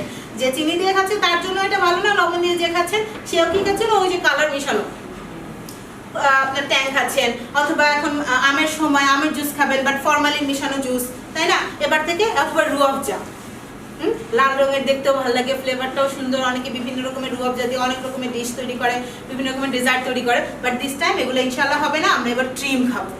কেন? কারণ হলো ট্রিমটা কিভাবে খাবেন? এক গ্লাস পানির মধ্যে একবার প্রেস করবেন, খুব চমৎকার একটা কালার আসবে, খুব এক্সেলেন্ট একটা। এবার মনে হবে যেন রুয়াবজা খাচ্ছেন, বাট রুয়াবজার থেকেও বেটার টেস্ট পাবেন আপনারা আমাদের এই প্রোডাক্টটা। এবং সেটা আপনার শুধুমাত্র ওই যে মানে তথাকথিত ক্লান্তি দূর করা এটা হবে না, এবার রিয়েলি আপনার ক্লান্তিটাকে দূর করবে। বিকজ স্ট্রিম হচ্ছে আপনার এনার্জি লেভেলটাকে ইনক্রিজ করবে, আপনার ইমিউন সিস্টেমটাকে ডেভেলপ করবে, রোগ প্রতিরোধ ক্ষমতাটাকে বাড়াবে অনেক বেশি। আপনার মানে কি বলবো, আপনার ওয়েট ম্যানেজমেন্টে ওটা খুব চমৎকারভাবে কাজ করবে। ভাজা পোড়া যত খাবেন, তেল জাতীয় খাবার খেতে হবে না, ট্রিম করে দিবে সব। বোঝাতে পেরেছি? এই জন্য এটার নাম ট্রিম। আপনার এই তেল চর্বিগুলোকে সম্পূর্ণ ট্রিম করে দিবে এটা। এবং হচ্ছে আপনার ওয়াটারের যে বেনিফিট সেটা আপনি ইনক্রিজ করবে এবং ইনস্ট্যান্টলি আপনার বডিকে ফ্রি রেডিক্যাল থেকে প্রোটেক্টেড রাখবে। এবার আসি কেন। এর মধ্যে যে ইনগ্রেডিয়েন্টসগুলো রয়েছে সবগুলো ন্যাচারাল ইনগ্রেডিয়েন্টস। কফি বিন রয়েছে যেটা কিনা আপনার এনার্জি লেভেল বাড়ানোর ক্ষেত্রে কাজ করবে, মেটাবলিজম বাড়ানোর ক্ষেত্রে কাজ করবে। রাসবেরি আছে ফ্যাট বার্নের জন্য, ফ্যাটিকটাকে রিডিউস করার ক্ষেত্রে কাজ করবে। আপনার গার্সিনিয়া ক্যাম্বোজিয়া রয়েছে, এগুলো আপনার গ্যাস্ট্রিকের প্রবলেম যাদের আছে, ডায়াবেটিস, হাইপারটেনশনটাকে কন্ট্রোল করার ক্ষেত্রে কাজ করবে। সায়ান পেপার, যেটাকে আমরা বাংলা শিমলা মরিচ হিসেবে চিনি, ভেজিটেবল হিসেবে খাই অনেকে, ডিটক্সিফিকেশনের জন্য কাজ করবে, জ্বর সর্দি কাশি যত রকমের প্রবলেম আছে দ্যাট মিনস এনার্জি লেভেল বাড়ানো ক্ষেত্রে এবং আপনার ইমিউন সিস্টেম বুস্ট আপ করার ক্ষেত্রে কাজ করবে। প্যানাক্সিনসিং আপনার এনার্জি লেভেল থেকে বাড়ায়, এলজিআরটাকে আপনার কমায় এবং এসজিওটাকে বাড়ানোর ক্ষেত্রে কাজ করে। ন্যাটালিফ রয়েছে যেটারও হিউজ হেলথ বেনিফিট রয়েছে, আমি এত ডিসকাসে যাব না। নুভেরাস স্ট্রিম খাওয়ার নিয়ম হচ্ছে নুভেরাস প্লাস যেমন আপনি 2 বার খাবেন 2 বেলা, অথবা ইনিশিয়ালি 2 বার এবং পরে আস্তে আস্তে করে আপনি 1 বেলা করে খেলেও হবে, বাট ট্রিম এনি টাইম আপনি যতবার পানি খাবেন ততবার আপনি ট্রিম খাবেন, কোনো প্রবলেম নাই। ট্রিম নিয়ে কোনো বাধা ধরা খুব বেশি নিয়ম নাই। এবার আসি আমাদের যে থার্ড প্রোডাক্টটা রয়েছে ব্ল্যাক সিড ইনফিউশন হানি। এটাও একটা এক্সেলেন্ট একটা প্রোডাক্ট, খুব চমৎকার একটা প্রোডাক্ট। এটার নাম শুনেই বোঝা যাচ্ছে যে এর মধ্যে ব্ল্যাক সিড এবং হানি রয়েছে, বাট এর মধ্যে আরো কিছু ইনগ্রিডিয়েন্টস আছে সেটা আমরা আসছি। বাট এটা আমরা কেন খাবো, আমাদের জন্য এটা কেন প্রয়োজন? It's an anti inflammatory, anti inflammatory, প্রদাহ নাশক। What is inflammation? এই ইনফ্লামেশনটা হচ্ছে যে কোনো ডিজিজের ইনিশিয়েশন। কোন একটা ডিজিজ ইনিশিয়েট হয়, স্টার্টই হয় হচ্ছে আপনার ইনফ্লামেশনের মাধ্যমে। সাপোজ আপনি কোথাও বাড়ি খেলেন, কোথাও আঘাত পেলেন, কি হচ্ছে সেই জায়গাটা ফুলে যাবে না, লাল হয়ে যাবে না, পরে আস্তে আস্তে নীল হয়ে যাচ্ছে। এই যে শুরুটা হচ্ছে, আপনি যে ব্যথা পেয়েছেন এটা বুঝবেন কিভাবে? দ্যাট মিনস এখানে একটা ইনফ্লামেশন হচ্ছে, একটা প্রদাহ হচ্ছে। আপনার কোথাও পোকা কামড় দিল, মশা কামড় দিল, ফুলে যায়, লাল হয়ে যায়, পিঁপড়া কামড় দিল, এটাই হচ্ছে ইনফ্লামেশন, তাই না? যে কোনো একটা শুরু, আপনার কোনো একটা স্কিন ডিজিজ হচ্ছে, অবশ্যই কোনো একটা থেকে শুরু হয় না, ওটাই হচ্ছে ইনফ্লামেশন। এই ইনফ্লামেশনটাকে স্টপ করবে। আমাদের যত ডিজিজ আছে সবগুলো ডিজিজেরও কিন্তু এরকম একটা ইনফ্লামেশন দিয়ে স্টার্ট হয়। এই ইনফ্লামেশনটাকে স্টপ করবে। ফর এক্সাম্পল, আপনার এই যে আমি ডায়াবেটিসের কথা বারবার আনছি, কারণ এটা হচ্ছে মাদার অফ অল ডিজিজ যেটাকে বলা হয়, এই জন্যই আমি এটাকে বারবার মেনশন করছি। এই যে আপনার প্যানক্রিয়াসটা যে ড্যামেজ হয়ে যাচ্ছে, এটার একটা ইনিশিয়েশন ছিল না, ইনফ্লামেশনের মাধ্যমে শুরু হয়েছে না? এই ইনফ্লামেশনটাকে যদি স্টপ করে দেয় তাহলে কি সেটা আর বাড়বে? বাড়ার কথা। ওই জায়গাটাকে স্টপ করে, দ্যাট মিনস আপনার ডিজিজের শুরুটাকে যদি স্টপ করে দিতে পারে তাহলে কিন্তু আপনি সেফ থাকবেন। এই অ্যান্টি ইনফ্লামেটরি হিসেবে এটা কাজ করছে এবং it's a powerful immunity booster. আপনার রোগ প্রতিরোধ ক্ষমতাটাকে অনেক বেশি বাড়িয়ে দিবে। কিছুদিন পরে অ্যান্টিবায়োটিক আর কাজ করবে না, অলরেডি কাজ করছে না অনেকে। আপনারা মেবি যারা ফেসবুক মোটামুটি রেগুলার দেখেন, এরকম কিন্তু প্রচুর নিউজ আসছে এখন, রেজিস্ট্যান্ট হয়ে যাচ্ছে, অ্যান্টিবায়োটিক রেজিস্ট্যান্ট। যদি অ্যান্টিবায়োটিক রেজিস্ট্যান্ট হয়ে যায়, আপনার বডিতে যদি কোনোভাবে কোনো ভাইরাস বা ব্যাকটেরিয়া আক্রমণ করে, আপনি যদি সামান্য জ্বর সর্দি কাশিতে মরে যাবেন। এখনকার বাচ্চারা অলরেডি অনেকেই রেজিস্ট্যান্ট হচ্ছে, ছোট ছোট বাচ্চারা মরে যাচ্ছে, কোনো কারণ নেই, আর অ্যান্টিবায়োটিক কাজ করছে না। এই অ্যান্টিবায়োটিক কাজ না করলে কিন্তু বিপদ। আর এই কারণে কিন্তু এই ওয়েলনেস ইন্ডাস্ট্রিটা এখন গ্রো করছে। কেন? এই আপনার প্রিভেনশনের জন্য, প্রিভেনশন নিয়ে তারা কাজ করছে অনেক বেশি এখন। আমি কি বোঝাতে পারলাম? যে আপনার যেন রোগটাই যেন না হয়, আপনি যদি নিজে প্রিভেন্টেড থাকেন বা প্রোটেক্টেড থাকেন, তাহলে কিন্তু আপনার বডিতে এই ভাইরাস ব্যাকটেরিয়াগুলো অ্যাটাক করতে পারবে না। আমি কি ক্লিয়ার করতে পারছি? বোর লাগছে অনেক বেশি না? আর 5 মিনিটস লাগবে, এর বেশি লাগবে না, আমার শেষ হয়ে যাবে। ইনগ্রেডিয়েন্টসগুলো নিয়ে একটু কথা বলি। এর মেন ইনগ্রেডিয়েন্টস হচ্ছে হানি, মধু ইউজ করা হয়েছে। মধুর উপকারিতা সম্পর্কে আমরা কম বেশি জানি, তারপরে একটু আলোচনা করবো। এটার সাথে এটা যদি শুধু হানি হতো তাহলে আমি বলতাম যে ভাই দরকার নেই আপনাদের কেনার, কিনতেও পারেন নাও পারেন, ঠিক আছে। বাট এর মধ্যে আপনার black seed, curcumin, black current, aloe vera এবং হানি কিন্তু এক টাইপের হানি না, প্রায় কয়েক রকমের মধু কিন্তু এটার মধ্যে মিক্স করা, একরকম না। 4 or 5 টাইপস হচ্ছে হানি ইউজ করা হয়েছে, এর মধ্যে different types of honey use করা হয় এবং সাথে এর মধ্যে ব্ল্যাক সিড, অ্যালোভেরা, কারকিউমিন এবং ব্ল্যাক কারেন্ট এর মধ্যে ইনক্লুড করা হয়েছে, যার ফলে এটার যে পাওয়ারটা অনেক বেশি বেড়ে গেছে। বাকি ইনগ্রিডিয়েন্টসগুলো নিয়ে কথা বলেছি, জাস্ট হানি নিয়ে আমি অল্প কিছু কথা বলি। কি বায়োটিক হিসেবে এটা কাজ করবে, আপনি রেগুলার খান, আপনার বডিতে যত ভাইরাস ব্যাকটেরিয়া আসুক নো প্রবলেম, আপনার অ্যান্টিবায়োটিক আর খেতে হবে না, ন্যাচারালি আপনি প্রোটেক্টেড থাকবেন, আপনার ইমিউন সিস্টেমটা ডেভেলপড হয়ে যাবে এবং অ্যান্টি ক্যান্সার হিসেবে কাজ করবে।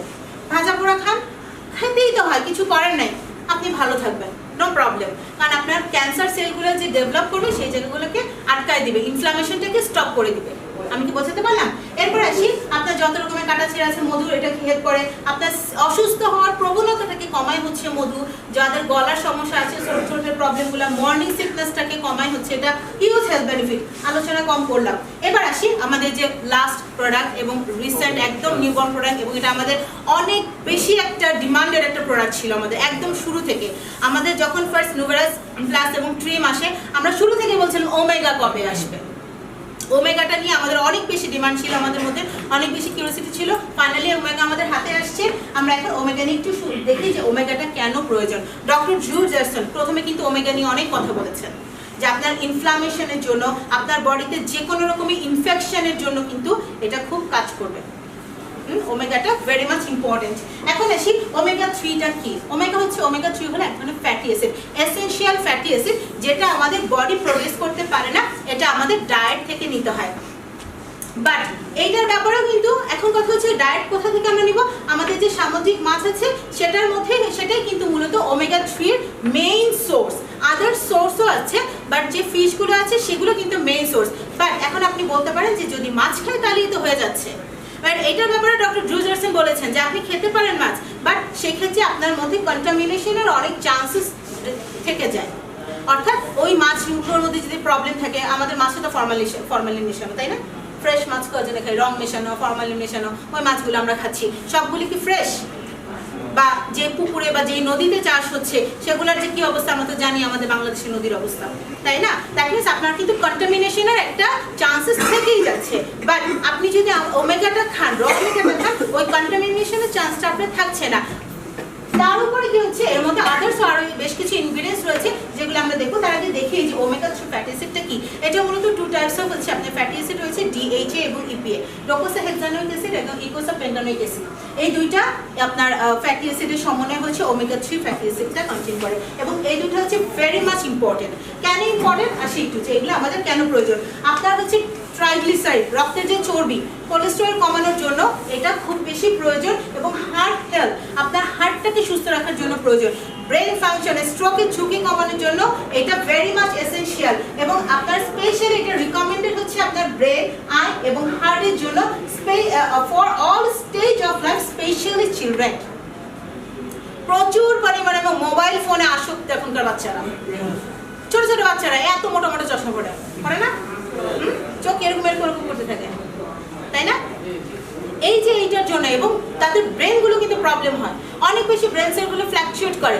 এইগুলোর জন্য কিন্তু ওমেগা 3টা বাচ্চাদের জন্য স্পেশালি রিকমেন্ডেড, খুব বেশি প্রয়োজন। এবং স্পেশালি দেখেন যে বলেছে কি, যে the women that are going to have a baby, যারা বেবি নিচ্ছেন বা প্রেগনেন্ট ওমেন, তাদের জন্য ভেরি মাচ প্রয়োজন। বিকজ অফ ওই যে আপনার যে ভ্রূণটা আছে, এই ছোট্ট বাচ্চাটার যেন ব্রেনটা এবং হার্টটা প্রপারলি ডেভেলপ হয়, সেই জন্য এটা ভেরি মাচ খুবই ইম্পর্টেন্ট। এবং ইনফ্যান্ট থেকে চিলড্রেন এবং অল অ্যাডাল্টসের জন্য এটা ভেরি মাচ ইম্পর্টেন্ট। এবং এটার মধ্যে যে আপনার ইপিএটা আছে, এটা যাদের পার্কিনসন ডিজিজ রয়েছে, আপনার এপিলেপসির যে টেন্ডেন্সি রয়েছে, এগুলোও কিন্তু আপনার এটা ভেরি মাচ মানে কি বলবো, একটা চমৎকার একটা সলিউশন ওমেগা 3 ফ্যাটি অ্যাসিডটা। এখন আসি এটার যে ইনগ্রেডিয়েন্টসগুলো রয়েছে, সেই ইনগ্রেডিয়েন্টসগুলো একটু দেখি। এর মধ্যে আছে ব্ল্যাক সিড অয়েল, যেটা কালো জিরার যে তেলটা, সেটা ইউজ করা হয়েছে, বিকজ এটা একটা অ্যান্টিঅক্সিডেন্ট, একটা হিউজ সোর্স। এর মধ্যে কারকিউমিন রয়েছে, যেটাও কিন্তু প্রায় 1000 বছর ধরে ইউজ হচ্ছে অ্যাজ এ অ্যান্টিঅক্সিডেন্টের সোর্স হিসেবে। ফ্ল্যাক্সিড অয়েল, যেটাকে বলা হয় তিসির নাম শুনেছি, তিসি বীজ। এই তিসি বীজের তেলটা এর মধ্যে ইউজ করা হয়েছে, যেটা কিনা স্পেশালি আপনার হার্ট ডিজিজ, ক্যান্সার, স্ট্রোক এবং ডায়াবেটিসটাকে প্রিভেন্ট করার ক্ষেত্রে খুব চমৎকারভাবে কাজ করে। এরপর আসি গ্র্যাপসিড অয়েল, আঙ্গুরের যে বিচি আছে না, আঙ্গুরের বিচির নির্যাস এর মধ্যে ইউজ করা হয়েছে, যেটা কিনা স্পেশালি কার্ডিওভাস্কুলার কন্ডিশন, অর্থাৎ হার্টের প্রবলেমগুলো যাদের আছে, হার্টের সমস্যা আছে, তাদের জন্য এটা খুব বেশি রিকমেন্ডেড। এবং সায়া সিড অয়েল, এটা হলো তকমা দানা চিনি তো, রোজায় অনেকেই খাই আমরা। এই তকমা দানা তেলেও প্রচুর পরিমাণে কিন্তু ওমেগা 3 আছে। এটা কিন্তু একটা মানে রিচ সোর্স অফ ওমেগা 3, যেটা আপনার এই যে ব্রেন এবং বডি ফাংশনের জন্য খুব বেশি ইম্পর্টেন্ট। এরপর আসি গোটুকলা, যেটাকে বলা হয় থানকুনি পাতা। থানকুনি পাতা নির্যাসের মধ্যে রয়েছে, যেটা স্পেশালি যে আপনার নার্ভাস ডিসঅর্ডার যত রকম আছে, এপিলেপসি আছে, যাদের ঘুমের সমস্যা আছে, তাদের জন্য ভেরি মাচ রিকমেন্ডেড। এবং 5 ml অর্থাৎ 1 চা চামচ যদি আপনি খান আপনার জন্য সকালবেলা উঠে, দ্যাটস এনাফ আপনার জন্য। অনেকের বয়সের কারণে দেখা যাচ্ছে যে একটু অনেকের আছে যে কাঁপে, তাই না, শরীর কাঁপে, এই ধরনের প্রবলেম যত আছে এগুলো কিন্তু সলভ হয়ে যাবে। এবং বিশেষ করে যারা মোটামুটি 50 আপ, তাদের জন্য আপনারা রেগুলার এটা কনজিউম করেন, বয়স ওই 50তেই থেকে যাবে ইনশাআল্লাহ। বুঝতে পেরেছি? এটা খুবই গুরুত্বপূর্ণ। যাই হোক, আপনাদেরকে আর আমি বিরক্ত করব না, আপনাদের সকলের সুস্থতা কামনা করছি, আপনাদের সকলের সফলতা